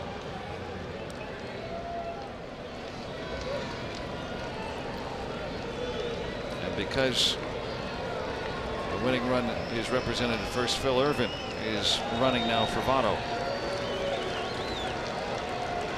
Outfield playing extremely deep. They don't want to double, scoring Irvin from first base. Now the 2-out error on the scoop that Bell couldn't make yesterday. Sean Rodriguez in a 1-0 game was brought in to play first base. Jay Hay only a step and a half off the chalk line, trying to guard against doubles. And then Marte, look how deep he is in left field. On the ground to Rodriguez. And he'll get a second chance, and he gets the 3rd out. And Rivero pins down the save, had it all the way. Well, we needed those insurance runs to kind of, so we could take some deep breaths there that inning. That would have been a tough one without the insurance runs, and we got to the top of the 9th. But